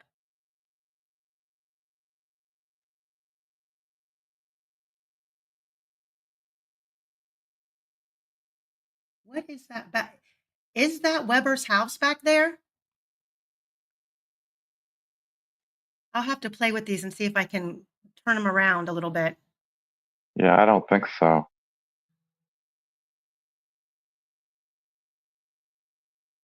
Or is that Logan? I mean, I don't know. The other question is, and I can't tell from the picture, I don't think, does 4 Pits remember whether the knife was straight edged or serrated?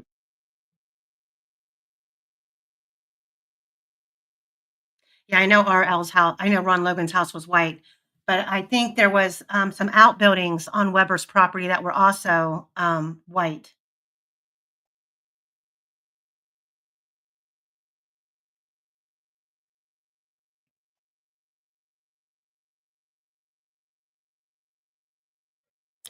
Indiana Girl said, all that being said, it was said that the Webbers and Logan did not get along. So if Logan was involved, would he have put things on the Weber property?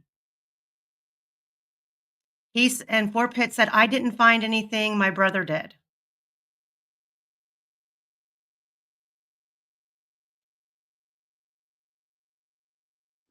Yeah, I really don't think that's unless that's beside the drive going up. I really don't think that's the Weber house. I could be completely mistaken, but I don't know. I don't think so. So that's got some kind of. So there's the knife, and then there's some kind of, I don't know, ornamentation, some sort of bulge at the end of the handle, right? I think so. That's a big ass knife. Yeah. 4 Pits. My email is in here. If you need it again, let me know. But if you could send this stuff to me directly to my email, the map and everything. Kathy said 4 Pit's brother was on a hike and found the knife and the gloves. He did not find them. He did not find them. His brother did. So that the picture of the gloves, was that one glove or 2? Kind of looks like 2 to me, but 4 Pits would know maybe.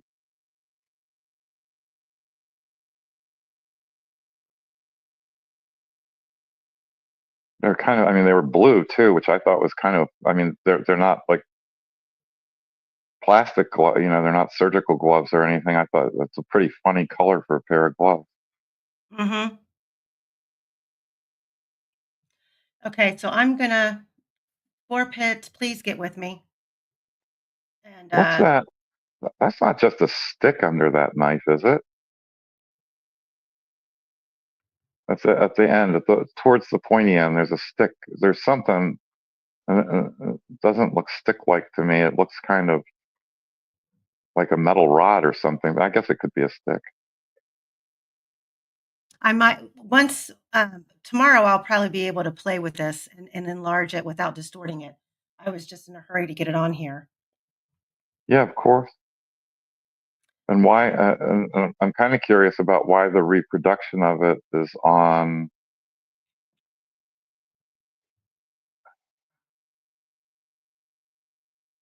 this white background. In other words, I how did it, I put it on there. oh, you put it on that? Yeah. And the other thing that's a little weird about it is that is not, that picture is certainly not standard. The dimensions of it are certainly not standard format for a phone pic. 4 pitch. Do you It, know what? it, Do you know what? it's almost like it's in theater. It's almost like it's in theater mode.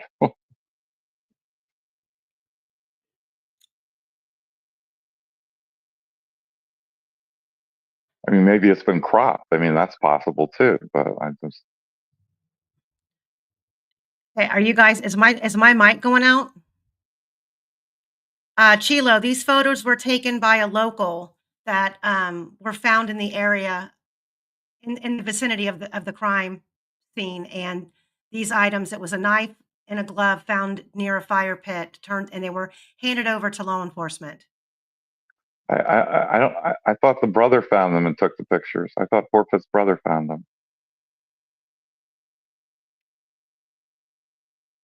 Yeah, forfeit. Yeah, Forfeit's brother found them. Sorry. Okay, I'm trying to catch up with the chat. but what's the local? I mean, somebody said it was found by a local. Yeah, they lived there. Okay, but I'm just saying the local is Forfeit's brother. I mean, I'm trying to establish whether it's like Forfeit's brother is the local or whether now we're talking about two people. Forfeit's. Did you both live in the area? I mean, it's a simple question. Who took the picture? The brother did. Okay, and so why is there this? Oh, so why is, why are they sort of why are these pictures the dimensions they are? It's really weird. And what's the I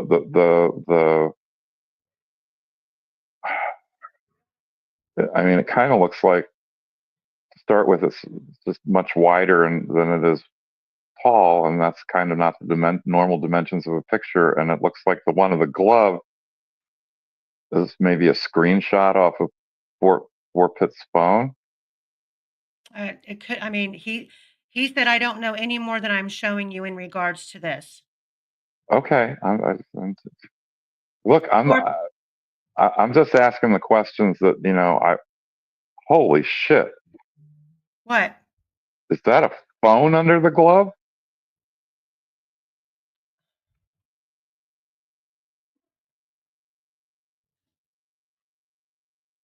Um. It's a black something that has phone-like shape. Well, Four Pitch just told me to pull up this picture. He said, "Pull up the photo of the glove." Yeah, and I'm looking at it, and you see that black thing underneath? I do. Four Pitch said that he said I have cropped the photo. Oh, He well, said it'd I. be nice to have it would be nice to have the original. Yeah, if you have the original, please send them to my email. And um. Wow. Well, I mean, the brother would know if it was a phone underneath it or not.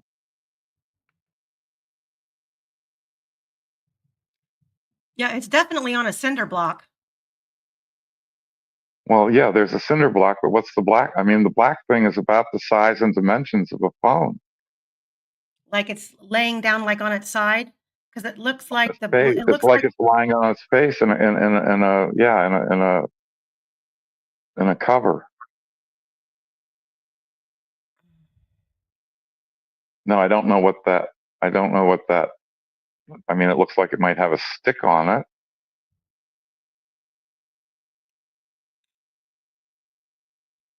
I Well, a mean, it could cinder be block. something else. Yeah. I don't know. We'll have to look at these, and if Four Pits can send us the original, that would be great. Yeah, because the originals, I mean, it'll have a little more context to it. That's the most I can zoom in on it right now. Yeah, I'm zooming in on my phone and got a pretty good look at it. But I mean, it would be really nice to know what day these were found too. I mean, and when. And where did they go? That does look like 2 gloves to me, not 1.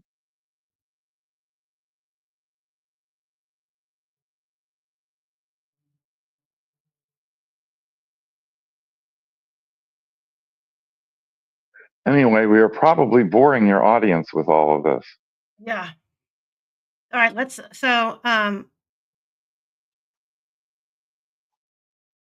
go back over here. So let's start with the phone pings. And Michael, I want you to explain. You talked about it last time about so this down here at the bottom, the van that passes through the camera view at 2:44. Can you Uh-huh. talk about the black car that was seen before that? So a few minutes after 2, so this came out. So again, I basically had access to the discovery needed to do some of these motions, right? And do the exhibits. I mean, I was basically on the motion to correct error. I was the paralegal, uh, putting together 16 exhibits. So Matt Hoffman, and this is all in his affidavit, but the defense had to have him look at, and I think it was all the video we have from 2 p.m. to 4 p.m. because we wanted him to be able to say, you know, I've looked at the video between 2 and 4, and there are no other vans going and coming on the private drive or anywhere else for that matter. And while he was looking, so a few minutes after 2, so I don't know if everybody knows, but is it 163? Is that the number of the road that goes in off of 100? I think it is. Um,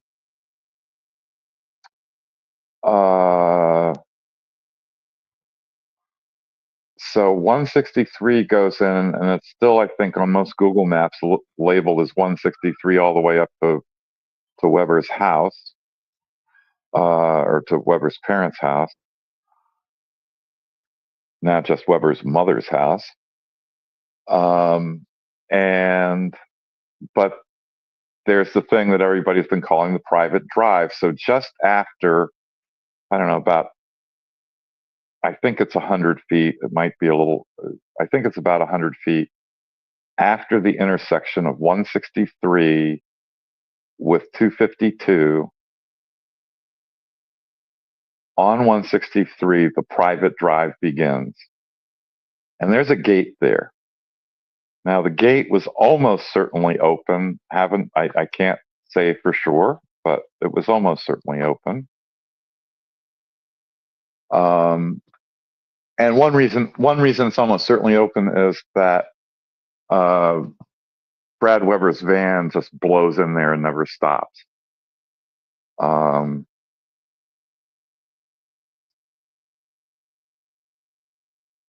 a few minutes after 2, a black car, I'm pretty sure it's black, and it's pretty small, if I recall. It's not a big SUV or pickup truck. Drives in and disappears a little bit because it's past 252 and the trees start. And somewhere down there, probably about where the gate is, it turns around, and it's only a couple of minutes later it comes back out, almost as if somebody's being dropped off. Can't say that somebody was dropped off. I got to tell you, I went up there when I was up there most recently. The gate was closed, so I drove up to the gate, and then turned around. So I came out a couple minutes later, and I didn't drop anybody off or pick anybody up. So I can't tell you what this car did, but it went in, and it's a little strange that it would have turned around because the gate was open. Now, could have made a mistake and realized when it hit the private drive, wrong road. Don't know. But yeah, you've got a car turning around just a couple of minutes after 2. And if you're doing 209 down at the bridge, it would take a pretty brisk walk to get down there by 209.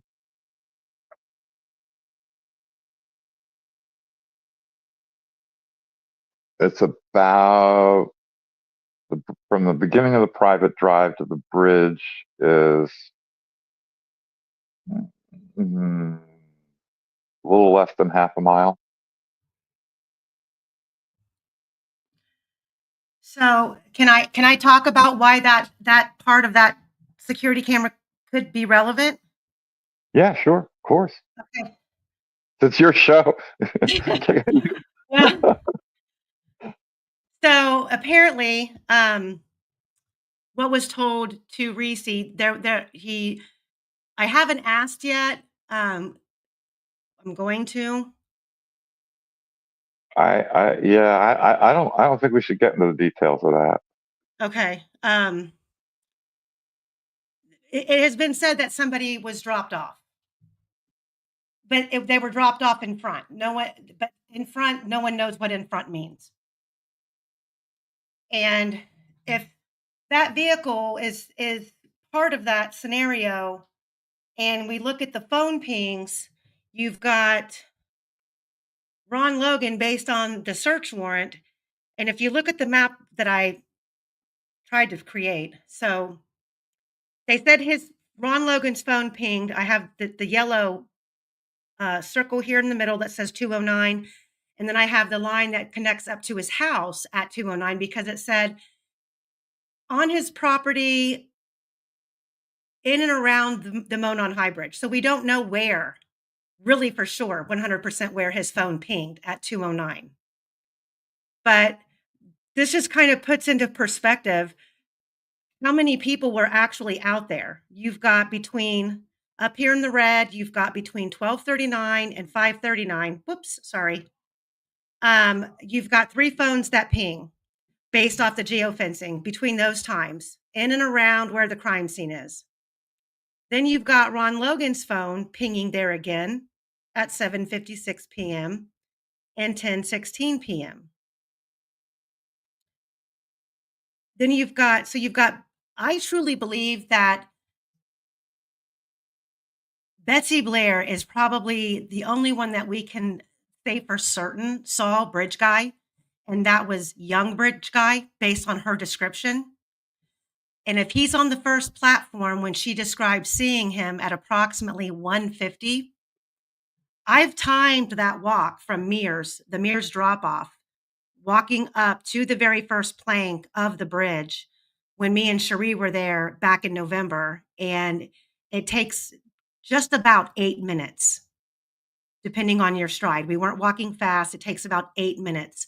So if Betsy Blair turned around and passed Abby and Libby about the halfway mark between the bridge and Mears, even though we're not 100% certain where that was, I'm saying hypothetically, approximately 4 minutes before Abby and Libby get to the bridge. Could be 5 minutes, could be 6, could be 3. But that's how much time there was from Betsy Blair seeing Bridge Guy to when she said she believes she passed the girls. So was he still standing there? Did he walk off the bridge and go over off the north end of the bridge into that trail that leads all the way back through the woods on that the top of that ravine over to Logan's house? There's a lot of things that could happen right in that little area. I mean, where somebody could hide. There could be more than one person there, which hypothetically there could have been.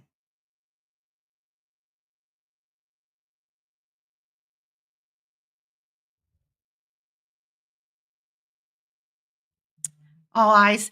You said Betsy Blair was gone by 2 p.m. according to her Fitbit, and she didn't walk back to her car after the Monon High Bridge. She walked to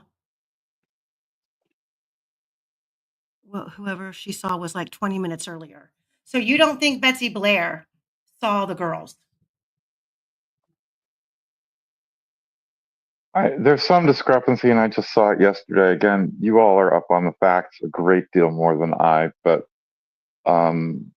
somebody was saying just yesterday that I saw, maybe they weren't saying it yesterday, but I saw it yesterday, that there's a serious discrepancy between the time Betsy Blair says she was there and the time that the Fitbit says she was there. Well, that's interesting. Yeah, whether it's true, I mean, look, all kinds of people have said all kinds of things that aren't true, and I'm even, I jump to conclusions about the case on Libby's phone being broken. I mean, it happens, and so I don't know if that's true, but maybe somebody else knows more than I can confirm that there is that discrepancy. So Reese just sent a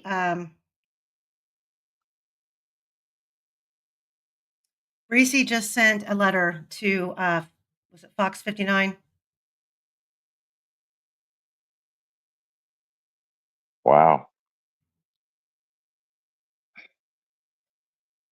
Let me see here. Maybe someone could, someone who knows more about geofencing than I could explain why there are these just like wildly large ranges on, what was it, 60 to 100 yards. This was the measurement on Logan's phone. I mean, why is it 60 to 100 yards? I mean, like, I travel around, and man, I understand this is 2017, and I don't know what the technology then was, but I mean, I go get my travel data location data out of Google, and man, oh man, I mean, it's got me to within a few feet in a mall in Minnesota. Okay, guys, I'm gonna read the post from Fox 59. Oh, okay, Oh, yeah. here we go. Breaking news. Breaking news. In a letter to Fox 59 and CBS 4, Max Lewis, the inmate who was at the center of the latest legal battle in the Delphi double murders case, said prosecutor Nicholas McClellan ignored repeated efforts to inform him about a supposed confession to the murders made by a man who was once a prime suspect. The letter was mailed to Fox 59 by Reese Davis, who is serving a 50-year sentence at the Newcastle Correctional Facility for dealing methamphetamines. Fox 59 had previously requested an interview with Davis regarding his role in the Delphi case, but was denied due to safety and security concerns by the prison. In 2017, Davis was in the same cell block as Ron Logan and told investigators that Logan had confessed in a step-by-step unaliving of Abby Williams and Libby German. Logan owned the property where the girls' bodies were found and was sent to prison shortly after the murders for a parole violation. However, prosecutors said Davis failed a polygraph test when investigators pushed further into the confession. Davis wrote in his letter to Fox 59 that he was the one treated as if he had done something wrong. I was who requested it to be placed on a I was who requested to be placed on a polygraph, Davis wrote. It was made all about my motive, media attention, etc. It was not about motive. I'm a man who has kids myself and felt deeply for them baby girls and families. Davis said he was also asked to condense Logan's confession into less than 2 paragraphs and recount being threatened with a perjury charge if he wasn't telling the truth. He also claimed that he offered to wear a wire when speaking with Logan. I was told, nah, Mr. Davis, it's okay. It's not necessary, really, Davis wrote. This cannot be denied by McClelland. Hold on a second. This cannot be denied by McClelland as the entire setting was fully recorded by video. It is undisputed facts that he can make. Of course, he has made effort to silence my genuine efforts. Logan supposedly told Davis that McClelland was a longtime family friend and will have his back. I was told by Ron Logan in advance that Nick McClelland told a couple family members of Logan's and Ron Logan himself, if I am elected, I will let Ron out. I don't believe he committed that crime. Davis said things got worse as Richard Allen's trial got closer. He said he wrote several letters to McClelland about the confessions before he convicted an innocent man. Davis wrote that he initially believed Allen had a hand in the murders, but changed his mind after the trial was over. I realized then all I was told by Ron Logan was that after all, and I can't read this. And secondly, Richard Allen was not a guilty man after all, Davis wrote. This left 2 uncharged men and now back to 3 uncharged again. Davis has alleged that Logan told him 2 other people were involved in the murders with him. Davis also accused McClelland of lying during a December press conference when he was asked about the potential suspects in the murders. At this point, we don't believe any other actors are involved. We don't have any evidence to support that. McClelland said at that time, if evidence comes out in the future to support that, we'll obviously investigate that. Davis accused McClelland of having a reckless regard for the truth, and in the letter to Fox 59, Davis indicated that he would like to ask McClelland if he can sleep at night. I'm not asking to be believed. I'm asking for people to ask questions, follow the evidence, and let them poor victims have justice, Davis wrote, as well as a jury that settled Richard Allen's verdict with all the facts not distorted by a prosecutor, covering up cover-ups. This is what McClelland did. Not something heard. Anyway. Davis closed this letter with this message. Pray for them girls and families, free the innocent, seek the guilty, and stand for true justice for all, good and bad. Fox News has reached out to McClelland for comment and is waiting to hear back. Davis's letter to Fox News was postmarked 2 days before Allen's defense attorney, Andrew Baldwin, met with him about the alleged confession. During that meeting, Baldwin and Davis provided more information about Logan's confession, which led him to file a motion demanding McClelland turn over all records related to Davis. That's it. Wow.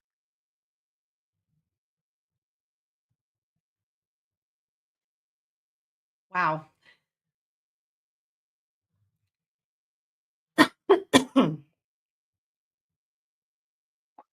Well, now McClelland's been called out in public as well as in court, so we'll see what the response is.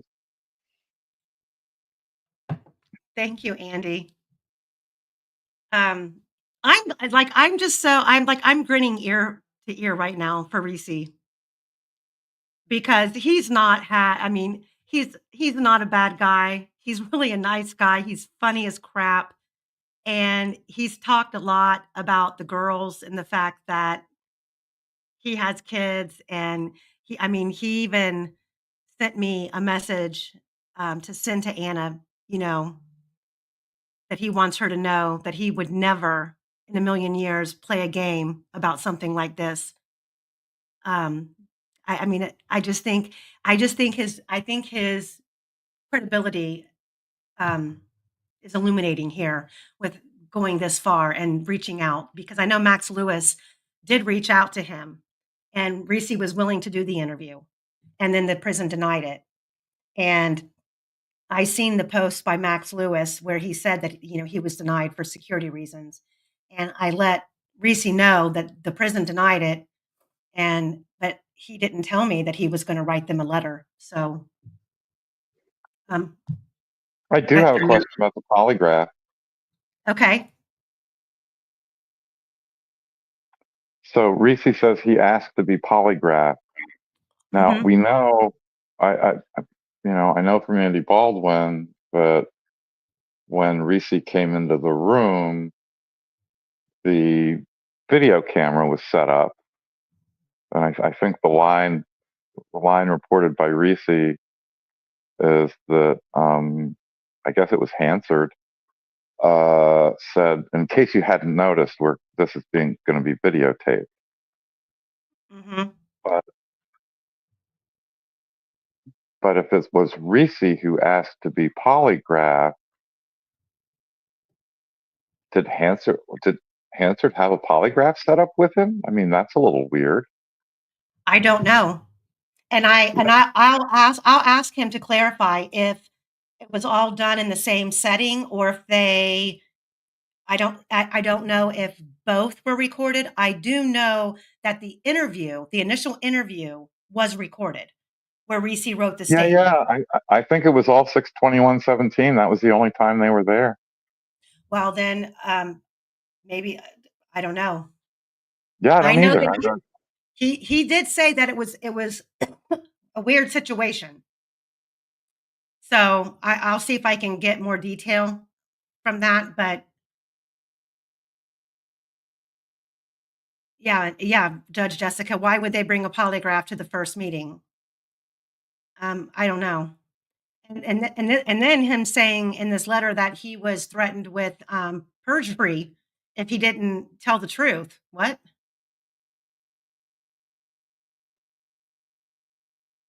Yeah, that's really crazy because you can only be charged with perjury if you're under oath, and they don't have any authority to administer oaths.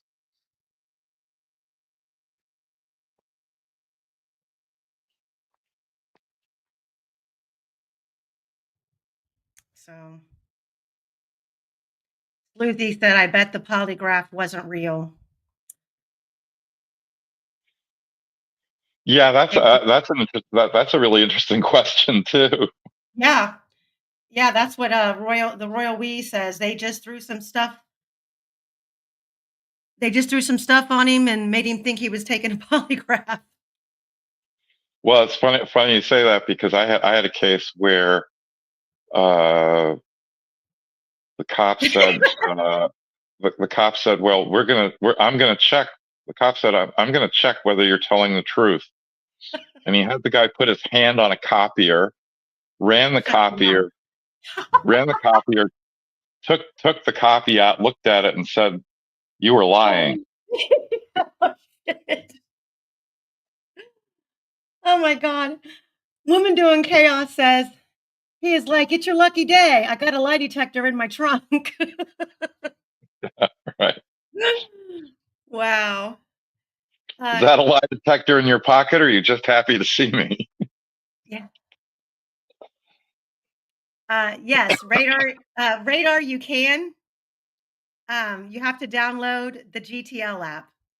It's in the Google Play or the Apple Store. You download the app, you set yourself up, and then it'll ask you to search a name and the prison. He's in Newcastle, and you just search Reese Davis. He'll come up as Reese Davis Jr., and you add him, and then you can communicate with him. Well, he has to accept. Yeah, he has to accept the message. Well, he has to accept. I don't know if it's accepting the message. He has to accept the connection. Mm-hmm. Kind of like a Twitter DM. Somebody can DM you, but unless you accept them.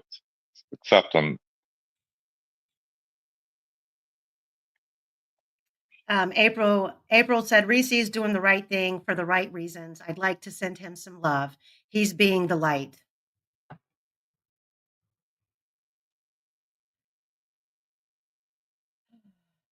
radar says, what the hell, cops lie. Well, all kinds of people lie, and I got to say, I don't think for the most part cops lie. I really hope at some point the families realize this. At least Anna. I hope, I think the Patties they're sold hook, line, and sinker right now. What I don't know No, what they're I not. don't know. No, they're not. It's absolutely pure performance. They You are think so? absolutely not. You said, go back to zero, right? I mean, Right. we were talking about that. You know where you go back, you know where zero starts in this, in a way? It's Becky Patty saying, the first thing I said to Mike was, they have our girls. Right. Who is they? Yeah. And I think she denies saying it. And I think it's about half a dozen people who remember seeing it. So it was part of the trailer to their Dr. Phil appearance with Doug Carter. And it was part of the trailer of that. And the trailers it got wiped from the web. But I got about half a dozen people who swear up and down they saw it live. So she can deny it all she wants. But, look, I'm not saying the families are involved in any way in the murders. I mean, absent some just amazing evidence, I'd never. I think that's pretty impossible. Well, Sleuthy says their new interview makes it clear they are not sold. They look more tortured during that interview than ever.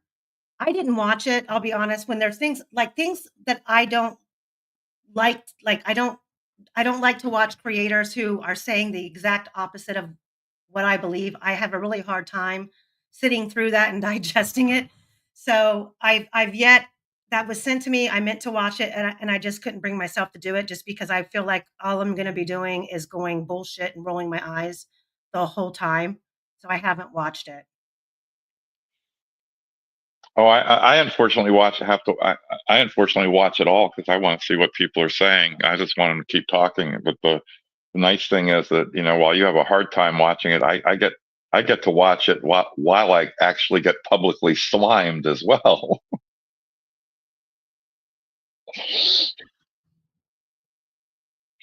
Yeah. But no, I mean, I can't look. I can't believe a rational human being looking at all this can think what happened here is right. Well, do we want to go back to so? Yeah, I was asking about I was just asking sort of about the error of the geofence information, and that just seemed like large amount. 60 to 100 yards seems like a large margin of error. It does. But they also say that the whoever handled this created a map and actually documented the movements of the phone. And Yeah, this is the cast report, I think. after I just won't go into all of that, but just so everybody understands the pings for Ron Logan are really important because they correlate with Libby's phone. And the phone being unplugged around the 5:30 some mark, and then that night again, I just had it wrote down. I can't remember all these numbers. It was plugged in. It was plugged in at 5:44, and what Stacey Eldridge said was that it was, and it's quite the coincidence, and probably is just a coincidence, but it was milliseconds. Stacey Eldridge said before a call came in. Okay, so Ron Logan was said to have left the girls with other people and left the property to create his alibi and to discard of some things. And it's my understanding, based on okay, I'm going to say it's my understanding. I'm going to say it's my opinion, based on the way that I read the storyline, is that both girls had a phone. And one of the phones was taken to be discarded. And then somehow it wasn't discarded and it was brought back. But Libby's phone, well, Ron Logan's second ping out there that night was at 10:16, and Libby's phone was unplugged at 10:32. And this 10:16 ping of Ron Logan's is near the crime scene. And this 7:56 kind of tells me that he had, if this narrative is true, Ron Logan asked the family member at 9:20 a.m. on the morning of the 14th, before the girls were even discovered, to create the alibi. One of it was, you drove me to the fish store, and he lied about the times. And he said that he was home by 5 p.m. or 5:30, but during the March 6th search warrant for his probation violation, they found the receipt to the fish store, and he didn't check out until 5:21 p.m. based off the receipt. So it's about 30 minutes. So that puts him getting home at about 6 o'clock. Yeah, there's no way he was home to plug the headphones in. No. But like I said, if there was somebody who had any knowledge of how to, stop a phone from making noise, or stopping a phone from, putting out a signal, I would think that maybe Keegan Kline could possibly be that person. Yeah, but yeah, and I guess, Libby, I mean, somebody said that Libby always had headphones with her, which she might have, so the headphones would have been in her pocket. But I don't think that given the timing of the headphones being plugged in, I don't think you can reasonably say that. I mean, it might have been to silence the phone, and it was just lucky that they went in that the headphones were plugged in a few milliseconds before the call, but it wasn't, they weren't plugged in during the call to silence it. Mm-hmm. At least that's what I took from Stacey Eldridge's take on it. I mean, she was on Rick Snay, and she said specifically it was plugged in milliseconds before the call. Well, they've said that Abby didn't have the phone, but they've also made statements where they've said the girls weren't answering their phones. And when you watch these Musical.ly videos of Abby and Libby together, there's two phones between the two of them and the iPad. Well, the iPad they got, and they got access to it. I think what's a little strange is that if Abby had a phone, even if it was a second phone of Libby's, that Libby would pitch her when they were going out together. It's a little weird that nobody's come forward to say, yeah, she had another phone. Here's her number. I mean, that's just, Yeah. I mean, that's just weird. I mean, that's one thing that I've wondered if her friends were ever asked. But I can see, I mean, I think way back in the day, it was stated that, Abby it's a fact, and Anna has said Abby was not allowed to have a phone. Right. Yeah. However, it was stated that the Patties gave her a phone. Whether that phone was, a phone that she could actually make calls on, but it probably could connect to Wi-Fi.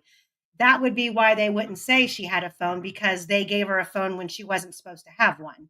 That's a possibility. But Abby had Facebook. She, she was utilizing social media with accounts of her own. So I really don't think that it's a far-fetched theory that Abby did have a phone. And Those, what in those, in the information for those accounts were on Libby's phone. oh, so like they were created on Libby's phone. Well, I mean, I'm not saying they couldn't have been used on another phone, but the information for social media accounts for Abby was on Libby's phone. Okay.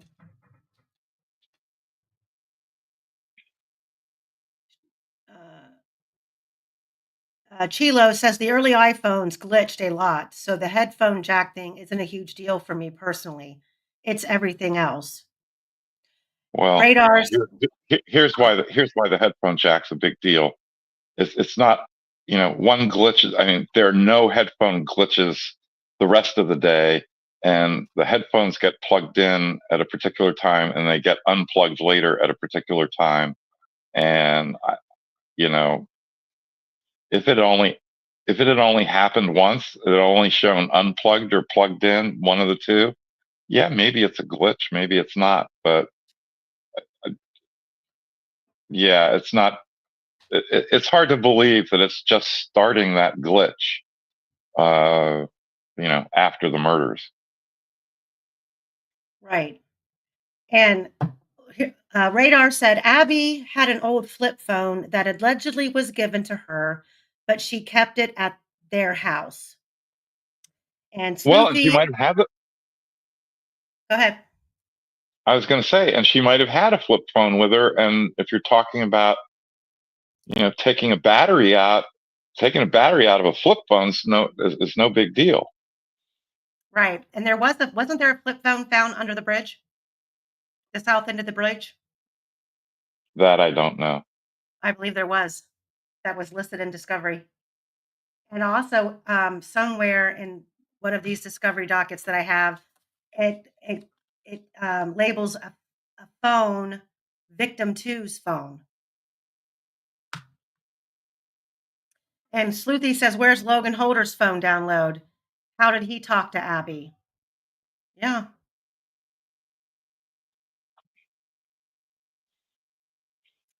We don't. Well, We don't I really mean, know.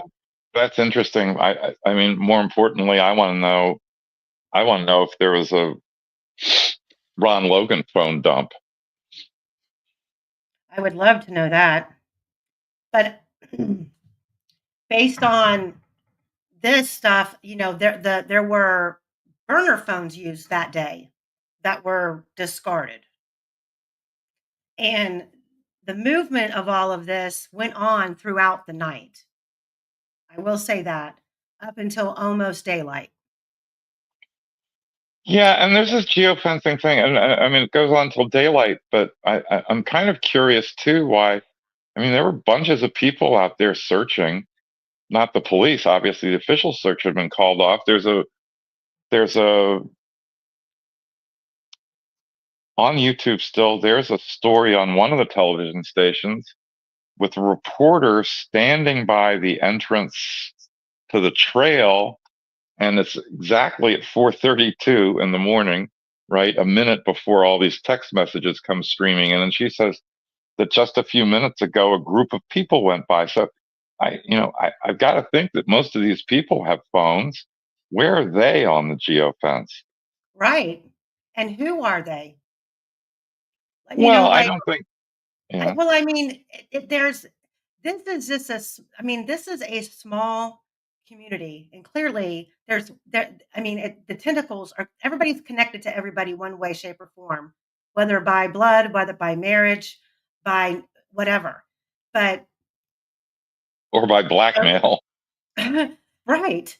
And I would wonder, like, I would like to go back out there again at like 3 o'clock in the morning just to see how incredibly dark it is, because the way that they described it was that it was extremely dark.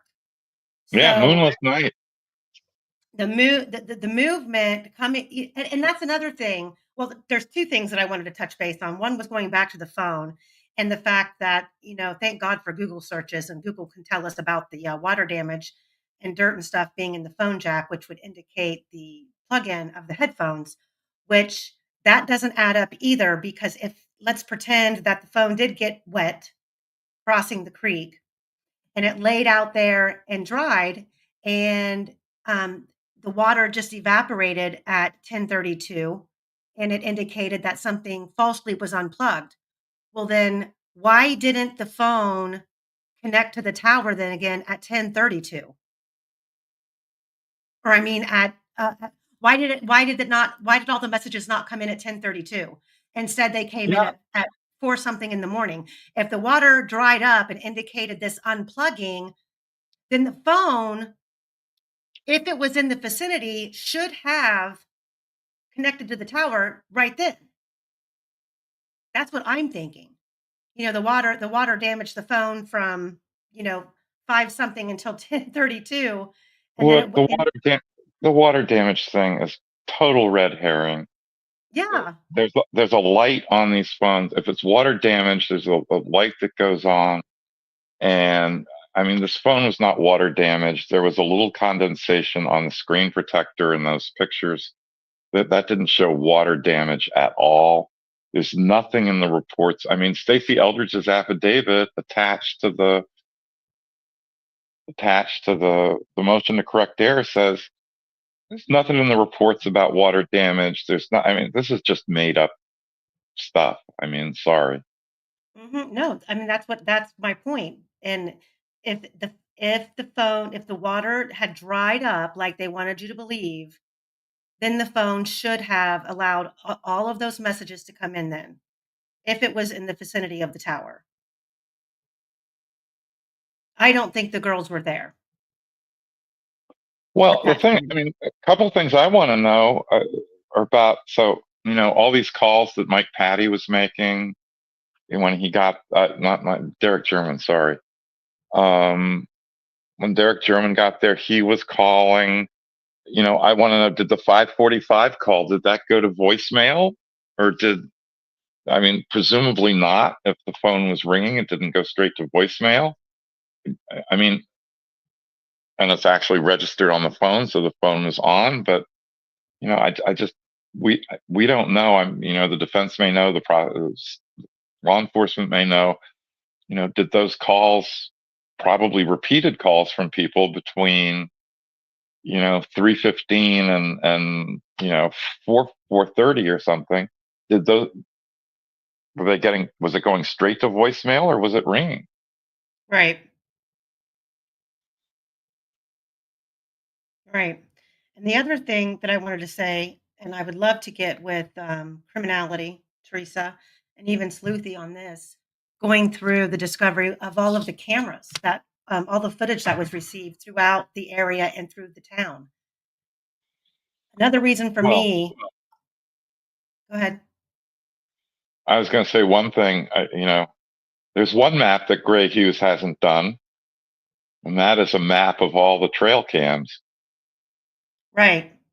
Well, that's what I want. That's what I would like to work on. And I'll be honest. I've never really thought, you know, wholeheartedly that Ron Logan was bridge guy, but there's really no reason to say that he's not. There's a lot of reasons to say Rick Allen isn't. But the No, fact that there are some reasons to say Logan's not rich guy. what do you think those are? What are Well, your I mean, I think the most obvious one is, again, if I'm defending Ron Logan, he's on trial now. Rick Allen hasn't been convicted. And McClelland's putting up the picture saying he's bridge guy. I would be putting up I 20 know what you're gonna photographs. say. I know I'd what you're be gonna putting up say. I'd be putting up 20 photographs taken at different times of Ron Logan outside, And not in a single one of those photographs is he not wearing glasses. And I do not believe, I think it is absolutely clear. People can argue and, oh, he's too blurred, you can't tell. I think you can, and you need to look at the original video to be certain, but Bridge Guy is not wearing glasses.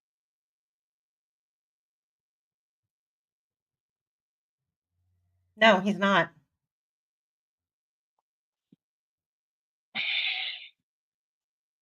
And I've seen some videos, I've seen some photographs. Maybe the photographs were taken from the videos, I don't know. But I have not seen Ron Logan outside without glasses on. That's a good point. But Reese did say, Ron Logan's words, yes, that was me on the bridge. Absolutely. Absolutely. And I look, I'm only, the kind of work I do, habeas stuff, we don't take, so it's very hard to win habeas cases. And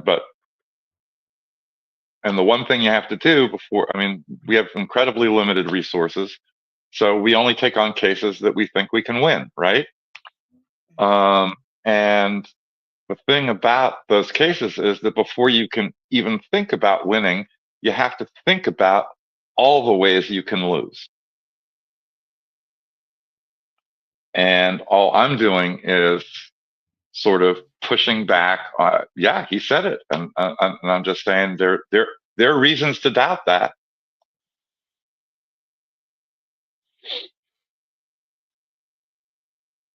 So there's a lot of, Tammy McRae, No, I don't, she asked, is it true that Ron Logan took a laptop to a store to be wiped within a couple of days of the girls being unalived?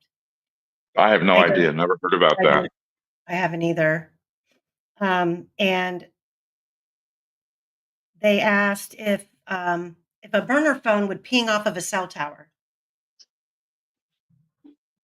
Yeah, sure it would. I mean, a burner phone that could only work on Wi-Fi? Yeah, that wouldn't be any good. No. But yeah, I mean, supposedly the people out here that day they were using burner phones that were disposed of. Deb says, I think Becky gave Abby a phone to use despite Anna not wanting her to have one.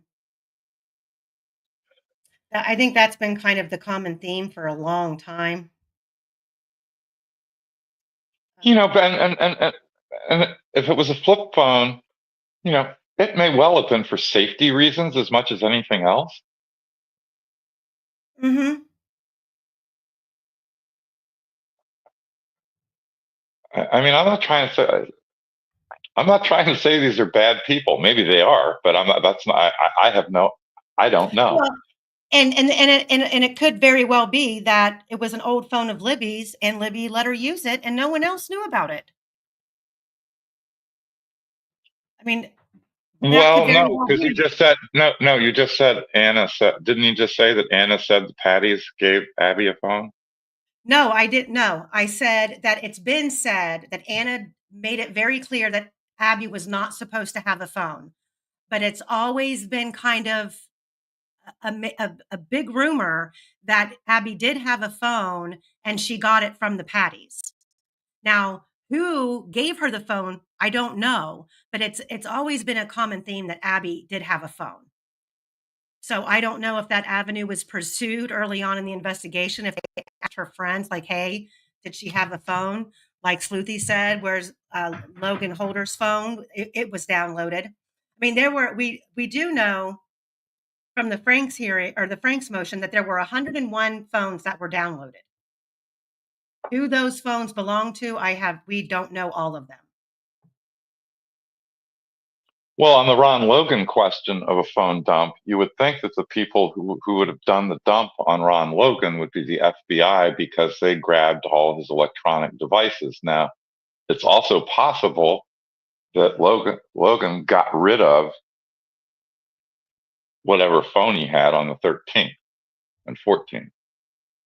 It was a secondary phone because he probably.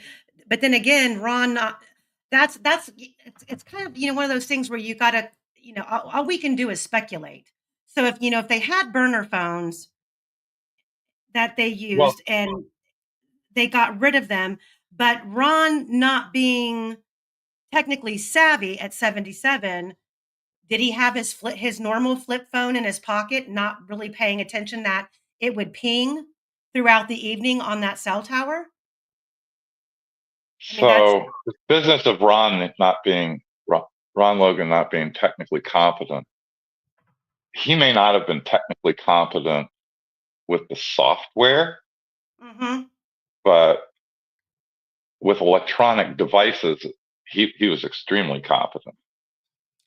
Can you elaborate? He was Like I think in the Navy, I think he was, some sort of electrician and electrical engineer, but something in the Navy. I mean, no, he was technically highly competent. But maybe not with the software. In other words, he didn't know how to, transfer kiddie porn or something. I mean, I don't know. right. I mean, and I think that's what Reese was referring to because I think Yeah. based on Keegan's interview, this Dropbox that he had, I believe he was selling the link for people to access the Dropbox or certain files in the Dropbox. That's how he was making his money. And there's a good possibility that, Ron just didn't know how to, once he had the burner phone, he didn't know how to actually either download the app or access the link to get in to this Dropbox that Keegan had. But the other thing I wanted to talk about with these Can I cameras. stop you for can I Oh, stop you yeah, for just a second about what you were saying about all we can do is speculate? sure. What speculation does, at least for me, uh, in my capacity, not as lawyer, but in, investigator, is it's okay. What do you go look for then? So it's not speculation. Right. Well, yeah. I think it's, and with this, I mean, there are certain things that I believe theories and things that we know can be put to rest.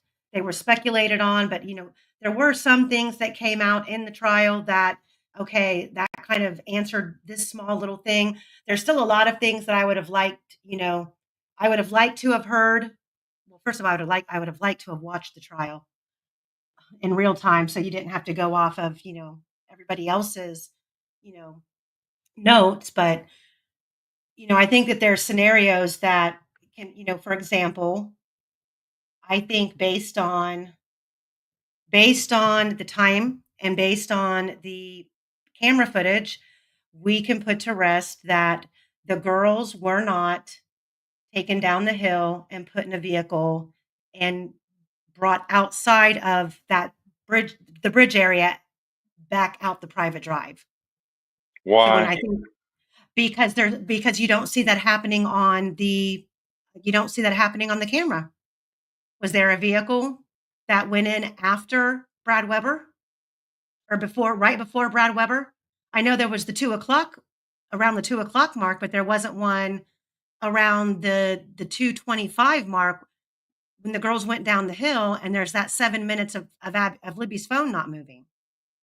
And I think a lot of people had thought, well, there's a possibility they could have been put in a vehicle, and where could that vehicle have traveled for 7 minutes? But if it's not on that security footage that another vehicle came out of there, can we not put that to rest?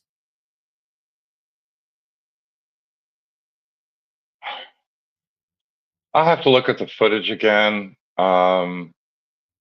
It's at least possible now. Something going on 252 in other words, something could have gone out the back way of Weber's. I view that as incredibly dangerous, but because you're driving right, you don't know whether anybody's home or not. But I'll have to go look at the footage for that time frame. I don't think anything comes out the back way during that time that would fit, but maybe. Yeah, it's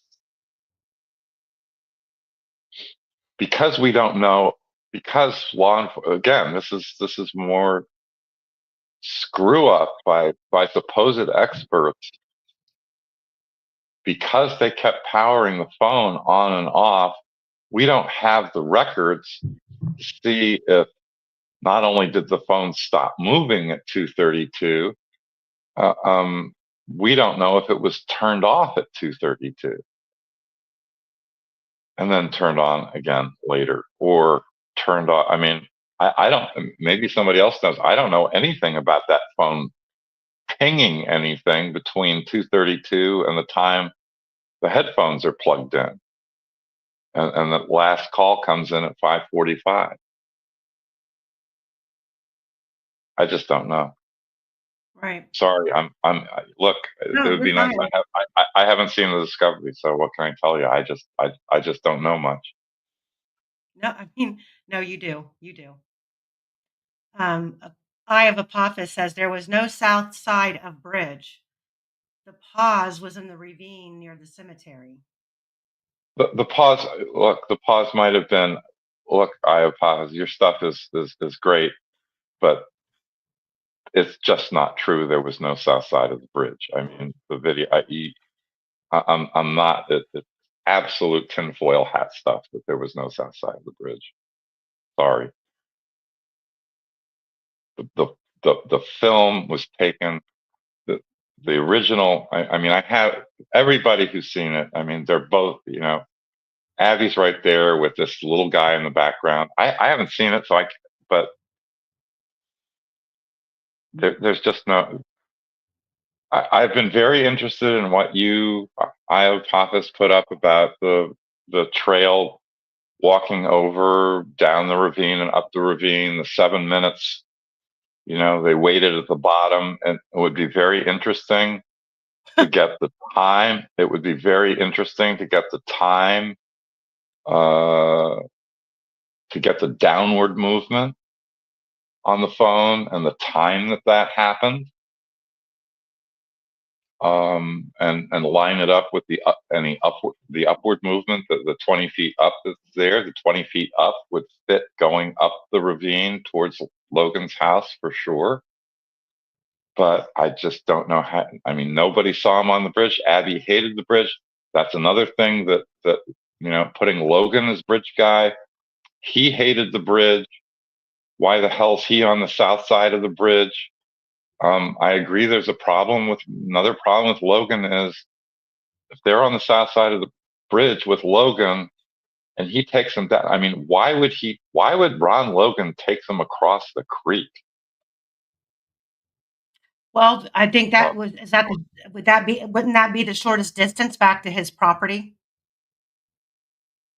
Maybe the shortest distance back to the house, but there may be some shallowish places, and he was acquainted with them where you could cross. But by all accounts, the river was running pretty high and pretty swiftly, and yeah, there was a sandbar place where you might have been able to get across. It just. Anna Lisette, she says, problem with RL's information, he doesn't describe abduction, undressing, crossing creek, and a few other things. That's not the case. Those things have been described.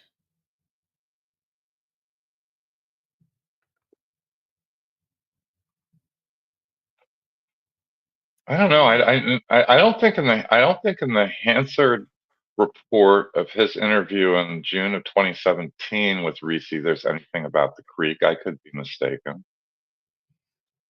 And I don't think there's nothing about the creek. There's nothing about the creek and the Orion tip either. Right.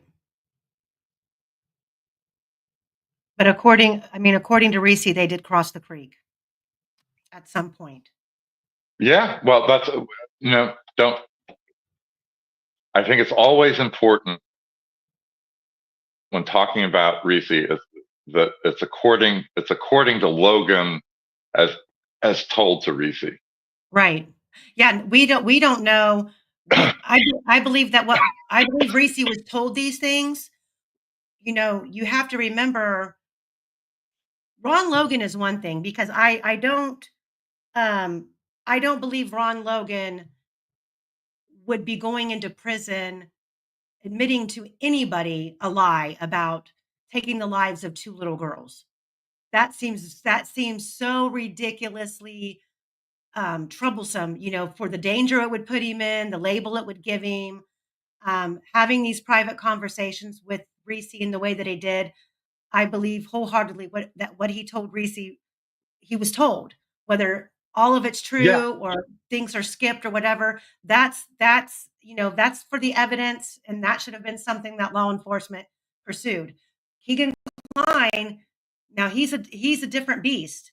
He is a liar, and I feel that when he's probably not in front of somebody that's going to hold him accountable, he's probably very braggadocious about everything that he's done. And if he's in this protective unit with some other people that are similar to him, he might be seen as, you know, the big dog. So he could probably embellish a whole lot, thinking that it gives him some sort of clout in prison. So we just don't Well, know. but yeah, and he may be embellishing. He may be embellishing on important things he actually knows. Who knows? Right. And the whole point is what can be like. Proven. I keep saying it. I like to see what you can prove that has nothing to do with people's lips moving. Exactly. And that's why I think it's important that, you know, some of the things that, you know, Ron Logan making the statement that he knew one of the girls' moms and she was a bartender. That's a very key thing to me. And then the statement that Ron claimed that Anna Williams approached him when there was a lot of media around and because they knew each other. And she said, "Ron, I know you didn't have anything to do with this." And he went back to his house and broke down because he felt like shit because he did have something to do with it. That is something that could be, if Anna can remember that statement, if she made it or not, that would be very helpful. Well, the super clean bathroom's kind of interesting too. So Mhm. no, And I look again. I mean, there's lots to like about Ron Logan as this, but there are also,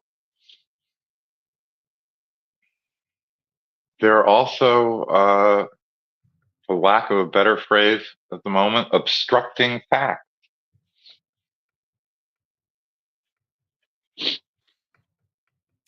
yeah,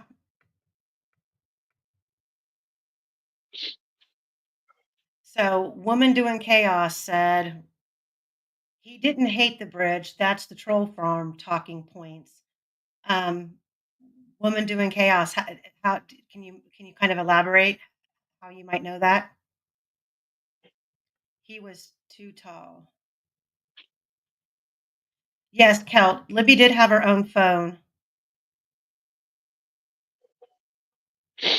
There were a lot of phones recovered out during this time. Now, where they were recovered, I don't know.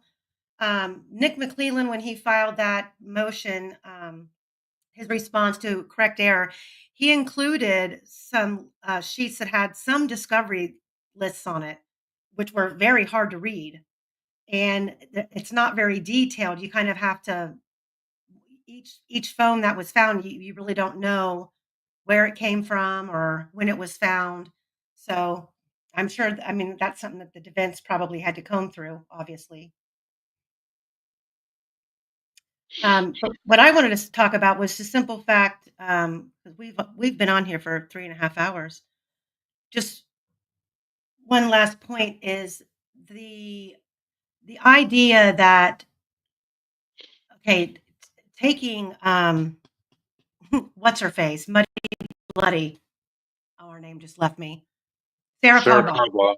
Yeah, take her out of the equation. Okay, you know that if you believe her story, this person who was so brilliantly able to do all of this by himself, leave no DNA of his own behind, and get out of Dodge, and only her be the person to see him, would be the stupidest move in the world, to walk out on 300 in broad daylight, let alone discussing the fact that if he went out there if this person was out there with ill intentions, he would park the further distance away that he possibly could park to go out there and commit these crimes and then have to make it all the way back. The logical thing is that if Ron Logan was involved, him and others utilizing his property, they're out of sight. They're out. I mean, they're up there. They're way up there, away from the bridge, out of the woods, out there on 300, and nobody's looking at that property. Probably throughout that whole night, and it wasn't said until the next morning that someone knocked on his door to ask to search his actual property. And that's what he says, and I'm not. I find that a little bit weird because uh, law enforcement was at Brad Weber's house at 5:45 on the 13th, Well, and I can't believe that they were going to Brad Weber's house and not going to Logan's house. what is, oh my gosh, why am I forgetting his name? The other guy who supposedly found the bodies and lost his car keys out there. Now he said himself he knocked on Logan's door to ask to search his property. Yeah, but I also think, I think it's really weird. I mean, I just don't know from the discovery or from the investigators or anything whether, Yes, Pat law Brown. enforcement. I don't know whether law enforcement showed up at Logan's house on the 13th. It would seem to me if they're showing up at Weber's house, they'd be showing up at Logan's house. Were they there on the 13th or the early morning hours of the 14th? No, they were at Weber's house at about 5:40. So you can see the state police car go into the private drive at about 5:45, and on the security video, and there's actually a radio call by the cop involved about the time he arrived. So he's at Weber's house.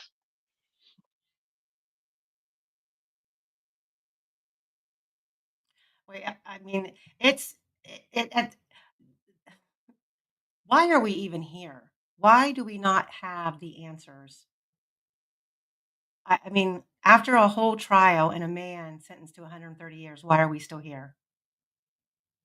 Because I don't care who you are, guilty side, innocent side on Rick Allen, you don't have these answers. You might think that you do, but you're going to run up against a wall with almost every single scenario that you come up with, and it's going to be that way until some of this discovery and these exhibits are released. And I don't know if that's ever going to happen. Well, yeah, I told somebody today I'd do it in more legal terms, but if I were a judge looking at all this, and I'm just talking about the stuff that's been filed in court, right? I would issue an order saying, um, I've seen there's too much fuckery here for me. I'm Mhm. vacating the convictions. That was a dress rehearsal. Let's do this again. Right. Um, not Yeah. going to happen, but not going to happen. But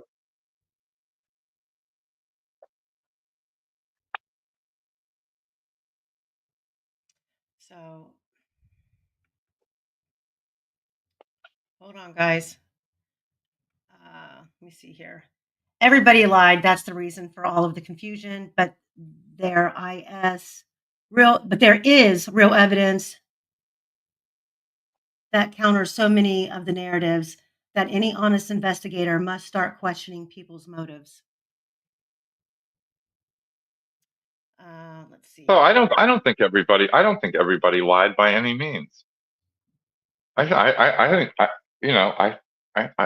I mean, everybody says that, Cecil was pretty straight up. I don't necessarily think he was particularly competent or did a good job, but I don't think he was lying. I don't think as nasty as he was, as combative as he was, let's not say nasty. And again, this is just from reports of the trial. I wasn't there. I don't think Brad Weber was lying. I think he thinks he got home. You know, if you go, the two biggest lies in this case, one's at trial and one's not. First lie is Doug Carter. I mean, these are the biggest, most like just incontrovertible lies to me. Doug Carter saying old bridge guy and young bridge guy are the same guy. Yeah.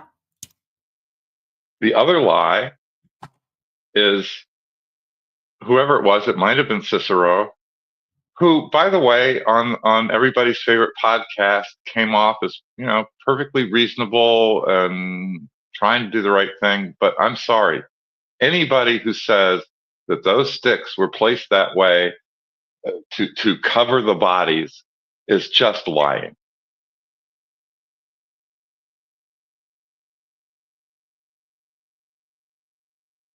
I'm not saying it was Odinus. But they were arranged. They were not there to hide the bodies. I mean, it is just, I mean, one of those branches was cut. Are you kidding me? There are leaves there. You want to cover the bodies, you bend over and start pitching leaves. You don't arrange sticks. Right.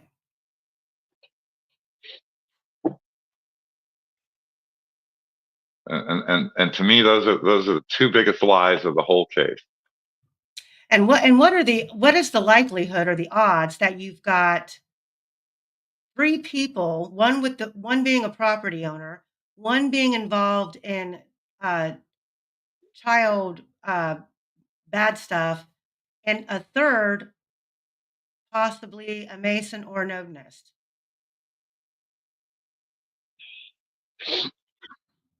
Well, we don't know about the third. I mean, pitching in the third as a Mason or an Odinist is, I mean, you talk about speculation, but it would be nice to be able to tie. It would be nice to be able to tie up Logan and Holder, or Logan and any of these people, or Klein and any of these people.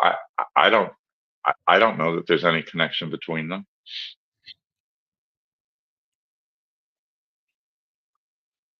And again, I mean, if you're tying, the idea that I said it the last time I was with you, Amy, there are just huge problems with this as a planned attack. I mean, for me, the biggest fact in the way of that is, how do you know the girls are going to the south side of the bridge? Now, Iowa Pop is going to say there was no south side, but we got the film.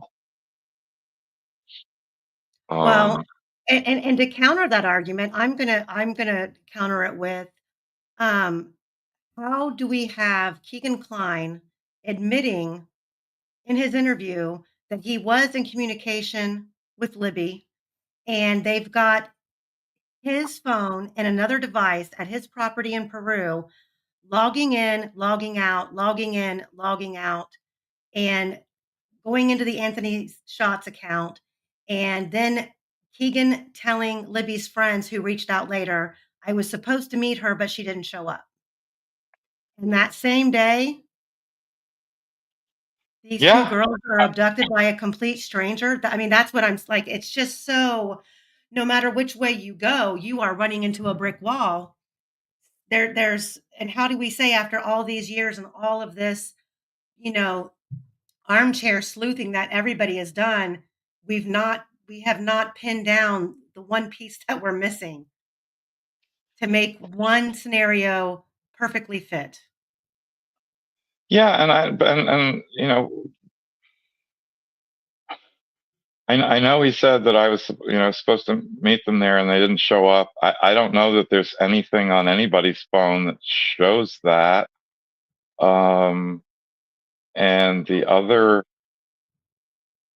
thing is that, and again, this is speculation, but the FBI, I mean, I just got to think that law enforcement has something pretty conclusive that clears Keegan Klein. I don't know what it is, but if they had something, I, if they if they didn't have something, I think they would have charged him. Well, it's a crazy coincidence, and um, but it does. I mean, during that interview, it does. And I mean, unless at 20 some years old, he's having a friend with having a sleepover. Um, it was more than likely his father logging into that account in that house that morning.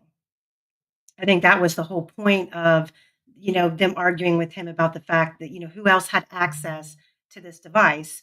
And you can't even rule out the fact that the third person could very well have been Tony Klein. I'm not saying that he is, and I hate to dredge up all of this old crap, but if we're starting over, you have to go back and look at every single thing again, and figure out, because I'm telling you right now, Indiana's not looking. ISP is done Yeah, with this case. They're done. Nobody's looking into any of this anymore unless Rick Allen gets a new trial. yeah. Sleuthy, could you elaborate on what it is you don't think Weber knew?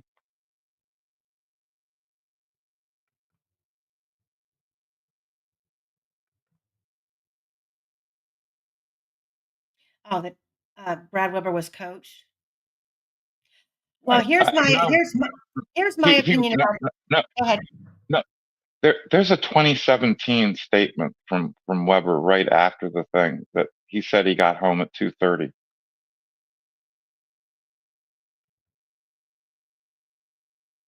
He said that was the first thing he said.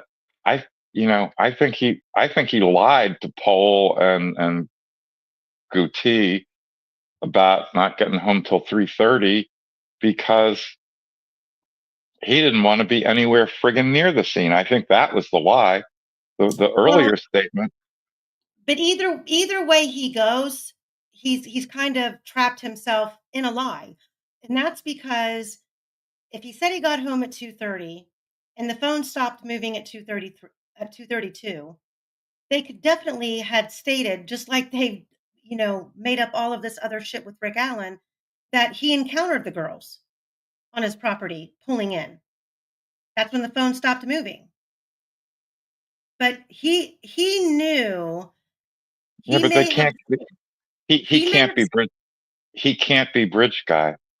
no, I'm not saying that he is bridge guy. What I'm saying is that the timing of it, if he said he got home at 2:30, his property was searched several times. He was being looked at. The reason he was taken off being looked at was because they were able to prove that he didn't get home until later. He knew that. That's why that one little piece of his statement I'm not buying, because he sat on the stand and he lied about everything else. He lied about he didn't make the statement, he did make the statement. He lied about what he said that he did that day, that he went and he handled his cash machines. He said he never said that. Then he tried to say that he didn't know why they wanted to talk to him, and then oops, all of a sudden he's telling, he's calling, who was it? He called him Steve Mullen.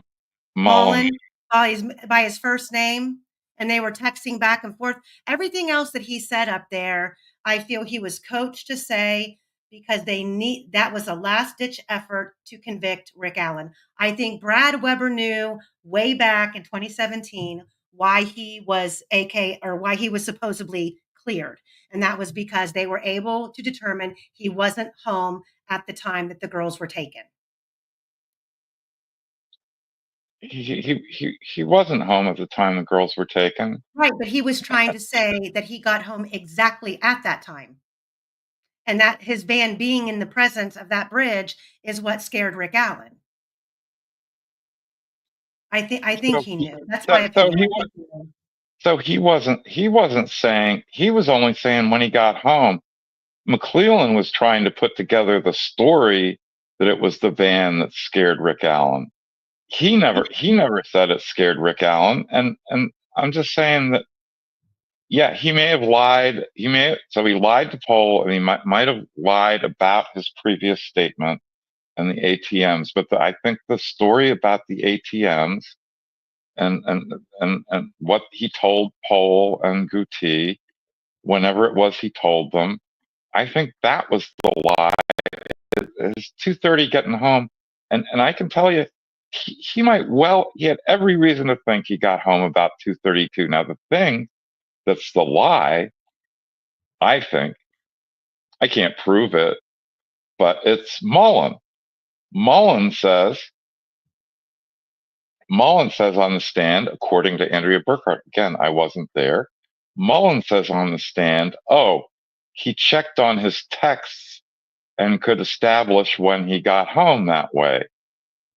And I can tell you, I've seen the text, and there is nothing in the text. There is stuff in the text that would make you think that he got home at 3:44, not 2:30. I'm sorry, 2:30, 2:44, not 2:30. Not definitive, but likely. And the other thing is that if you look at Weber's stuff, unless we know he is not the coolest cat in the world, there is just nothing that makes it at all look like he was involved. Nothing. No, I don't think he was involved. I think that he knew in 2017 why they stopped looking at him as a suspect, because they were able to determine that he was not home. And I think that he knew that. And that puts him coming home after 2:30. And if I remember correctly, his mom even took to social media defending him that he wasn't home, that he got home well after 2:30. So for him to take the stand in 2024 and say that he got home at 2:30, knowing damn well that in 2017 that's what took him off the suspect list, I think he knew, and I think he was lying for the prosecution. That's just my opinion. Yeah, and his first statement to the cops was he got home about 2:30. So at least from a legal perspective,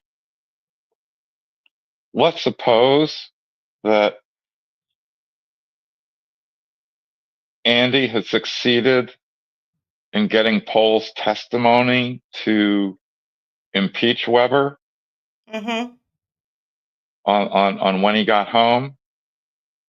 McClelland could have pulled out the 2017 report, which was in legal language a prior consistent statement, to prove that he wasn't fabricating his trial testimony about being home at 2:30.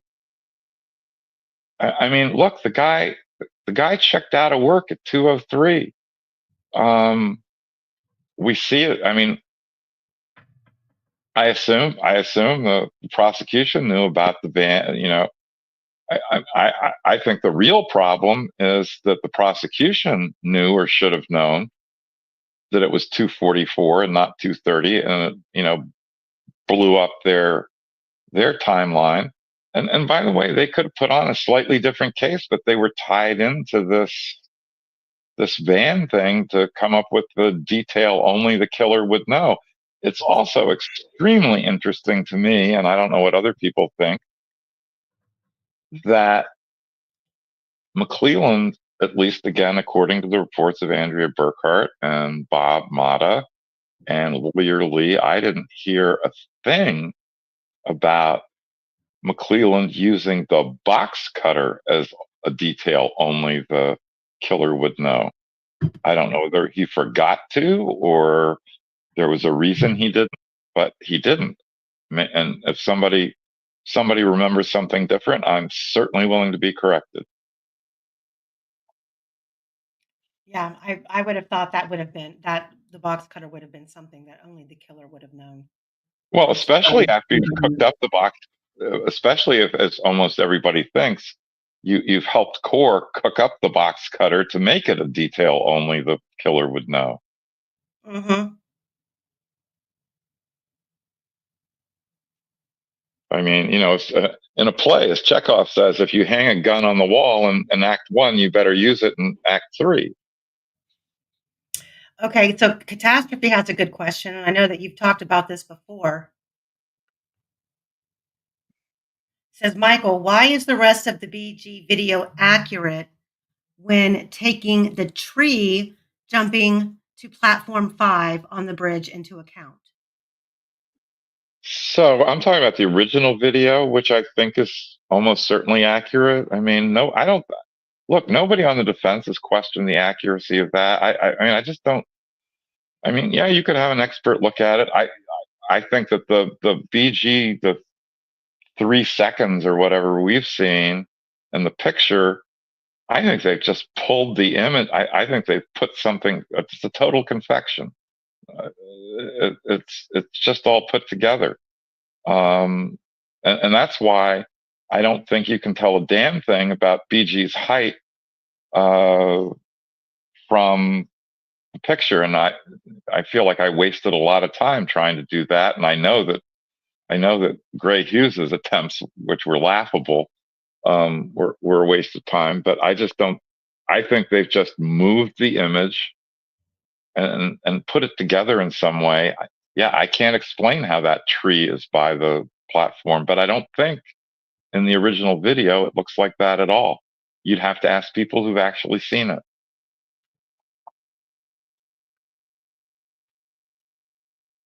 What did Iowa Pappas? I mean, by the way, when I said tinfoil hat Iowa Pappas, I did not. I really don't mean to insult you. I'm sorry. I just to say there's no South Side is just a bridge too far, so to speak, for me.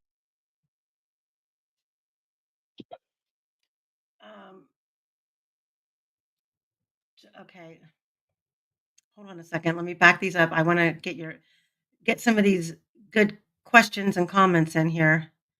I don't know what this means. The Southside BG video was uploaded elsewhere. No, it was on the phone. Could have been recorded on a different device and then downloaded to the planted. I'm sorry. Yeah. When somebody comes up with some proof of that, I'd be interested in it. But you can't just make it. Like, who would have done it? They had the BG photograph. Look, if this is a setup, it's like that's the other thing. If this is a setup, you're trying to frame somebody. You don't wait 5 years to frame somebody. You set it. If this is all everything's fake, you fake it for a reason. They didn't have very much time to do it because the enhanced BG photograph was out on the 15th, I believe, the very next day. Not saying it wasn't enough time, but I mean, you hear their voices, and you've got the video of Abby on the bridge with this little BG guy popping out from behind her, according to the trial accounts. I mean, like, everything can't be. You can't investigate Everything everything can't the be. conspiracy. It can't be. And I mean, we know that. I think that line of thought really. I mean, the girls were there. The girls were on the bridge. Libby took I the mean, video. I'm now being insulted by the prop and been blocked on his YouTube channel simply because I won't buy into the proof of life bullshit. Yeah, I commented on his chat the other night. Nothing fantastic, just talking in the chat, and immediately was blocked. So when he starts off his show saying that, everybody is welcome to have their opinion here. Well, and it's too bad because he's been. I mean, he has some really good ideas, and look, I tell Yeah. my wife I tell my wife I've got 99 ideas a day, and 101 of them are bad. But Yeah, I mean for the most part I listen to his channel sometimes, and I don't know what well, I've been on his channel. This is really the only thing that I sort of violently disagree with him about. And he was I'm not going to go into the details, but back in contempt days, he was incredibly helpful Mhm. uh, with a whole bunch of stuff. Right. And Oh, I know he was. and and Like, I'd really like to be able to talk to him as long as we're not talking about proof of life. well, and I think that I guess he's adamant that, Ron Logan is absolutely no way in hell a possible person involved in this. And, He's adamant about what? that Ron Logan is absolutely not involved. And that's what his live was about the other day. And I kind of just wanted to hear what he had to say. And I think one of the comments when he was talking about, Ron's age and, being able to do that. And I said, well, one of my comments was, well, what if he wasn't alone? And I was kicked out. So that's fine. I mean, I have no ill will towards him. It's just, I feel like, at this stage in the game, especially for everybody who's on this side of the fence, really should just come together and, regardless to our opinions, just let the evidence and let the research, process of elimination go back to the beginning. And, as great as some of my theories that I've thought I've had, you know, I've never been able to take them from the beginning to the end without there being some sort of a hiccup that didn't make sense or just didn't fit. But I think that also comes from the lack of transparency with this case, law enforcement not being. After 5 years, come on now, you could have been. I mean, I know that you've seen the video, Michael. Is there any reason at this point? Um, in, I've seen I the know. original video. Have you seen the original video? No, You haven't. no, uh-uh. I just don't understand why that video has not been released. I don't understand why we're not seeing Rick's interrogation videos. So that's a little more complicated.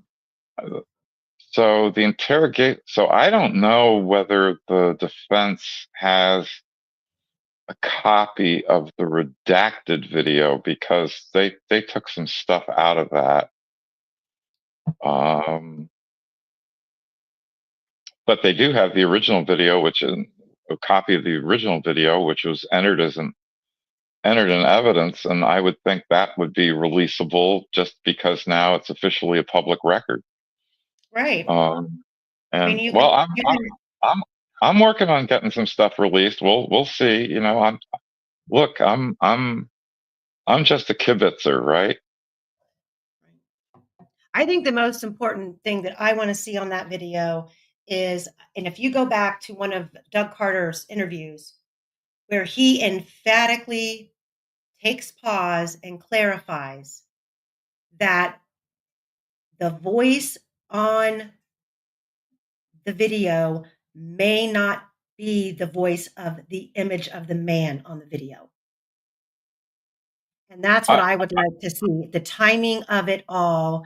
If it's even possible that the image that's supposedly way back there even could possibly make it up to make that. And I just want to hear it for myself. I want to put my headphones in and I want to listen to it for myself. I'm sure everybody does. And I'm sure everybody will have a different opinion. But at this point in time, I don't understand the secrecy of it all.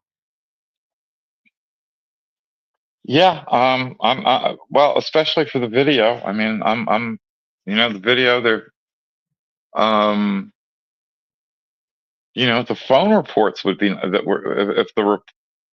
I know there was testimony. I don't remember. I haven't looked to see what actual reports about the phones were put in. I'd want to see those. Mm-hmm. I mean, as I've said, there's some really weird stuff on the 2019 Gray Key report of Cecil's. And yeah, it's. I mean, you talk about. I know I've said this before. You talk about a botched investigation. Like in 2019, we're going in a different direction, and they put out Young Bridge Guy. It's like in 2019, if you haven't done it already, you got all this DNA to test. Why aren't you doing that? Do you think that they? I mean, I've always thought that they did that because Garrett Kurtz was arrested on April 1st, and that press conference was done April 19th, and that young guy sketch inherently does look a lot like Garrett Kurtz. You're the expert on Garrett Kurtz, and obviously Ashley, but who obviously had nothing to do with this because she was in Florida. But I just don't know enough about Garrett Kurtz to comment one way or the other. I don't know any. I really don't know anything. Well, I just, I just feel like Garrett he's a hothead, and he lies and then he forgets what he's lied about. The actual crime scene here doesn't really line up with his MO. He's more of a serial strangler, and I've never really come across anything with him that points in the direction of him ever being interested in little girls. I'm not saying that he couldn't be. I'm not saying that. However, his link to Ron Logan is suspicious. The timing of it was suspicious. Um, I know that there was some questions about Garrett Kurtz and the Paladinos. Garrett Kurtz, unfortunately, you can't link those two people together, the Paladinos and Kurtz, because Garrett Kurtz didn't meet Jason Palladino until they were in White County Jail together in 2018. So that connection didn't happen until much later. But he was over at Ron's quite a bit, and he was very, very familiar with the property, very familiar with the property. And so there's that. But as far as him personally, I think that he's capable of anything, to be honest, for the right price, under the right drug. I don't know. But he's more of a hands-on type of guy than a weapon. But you never know. And I just feel like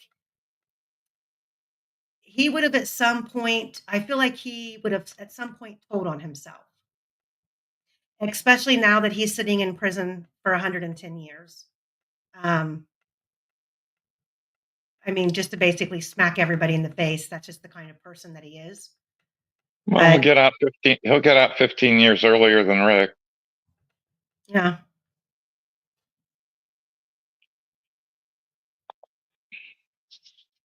So, well, Michael, it's 11 o'clock. Yeah, and I'm still recovering from motions to strike. I feel like I've been struck. Well, I think everybody appreciates you. You really are a voice, of wisdom, and you come on and answer questions and you answer them honestly. You don't try to appease anybody, and I think that's great. And I think everybody in the community really appreciates you. Well, thank you for the kind words. I just, I don't know. I guess I can say I'm at a point in my career where I can say stuff other people can't say because what are you going to do to me? Yeah. Yeah. Um, Well, I like it. Like like with this kind of a situation, I like the fact that you're here just because I can tell when you're guiding me a little bit. I don't want to say anything that you know, and nothing that I say is a fact. I'm just going to say that right now. It's things that I've been told, and it's interesting, um, and it's I, heartbreaking. yeah, I just think airing certain facts at the moment. Is not a good idea. Well, yeah, I mean, it could alter the course of the investigation, and I'm not in charge of the investigation either. But I think you know, I, I can tell you. I mean, I can tell everybody things are getting ramped up to move the investigation forward. I think I can tell you that one of the things that's going to get done is that the defense investigators, we're going to copy all their notes and get them all in one place, and we're going to debrief them and find, so that, whoever's doing this going forward, doesn't waste time going into the same places other people have been, or actually looks at something and says, oh, this needs to be followed up on either again or farther. And, people are, work is getting done. Yeah. And Four Pits, thank you for sharing those pictures. And please, I would love to speak with you privately. Um, everybody Yeah, has pointed in your direction about getting some of the back details on Ron. So I would love to talk to you. And no, I mean, I think that those pictures are, I mean, yeah, I mean, we need to know when those, where that stuff was found, and when it was found, and when it was turned over to law enforcement. I mean, that's really important stuff. mhm. So And I really want to know from Forfeit's brother whether, what that black thing under the gloves is. I don't know. Am I wrong? Is your Four Pits? Is your brother still with us or no? I know I've seen that around.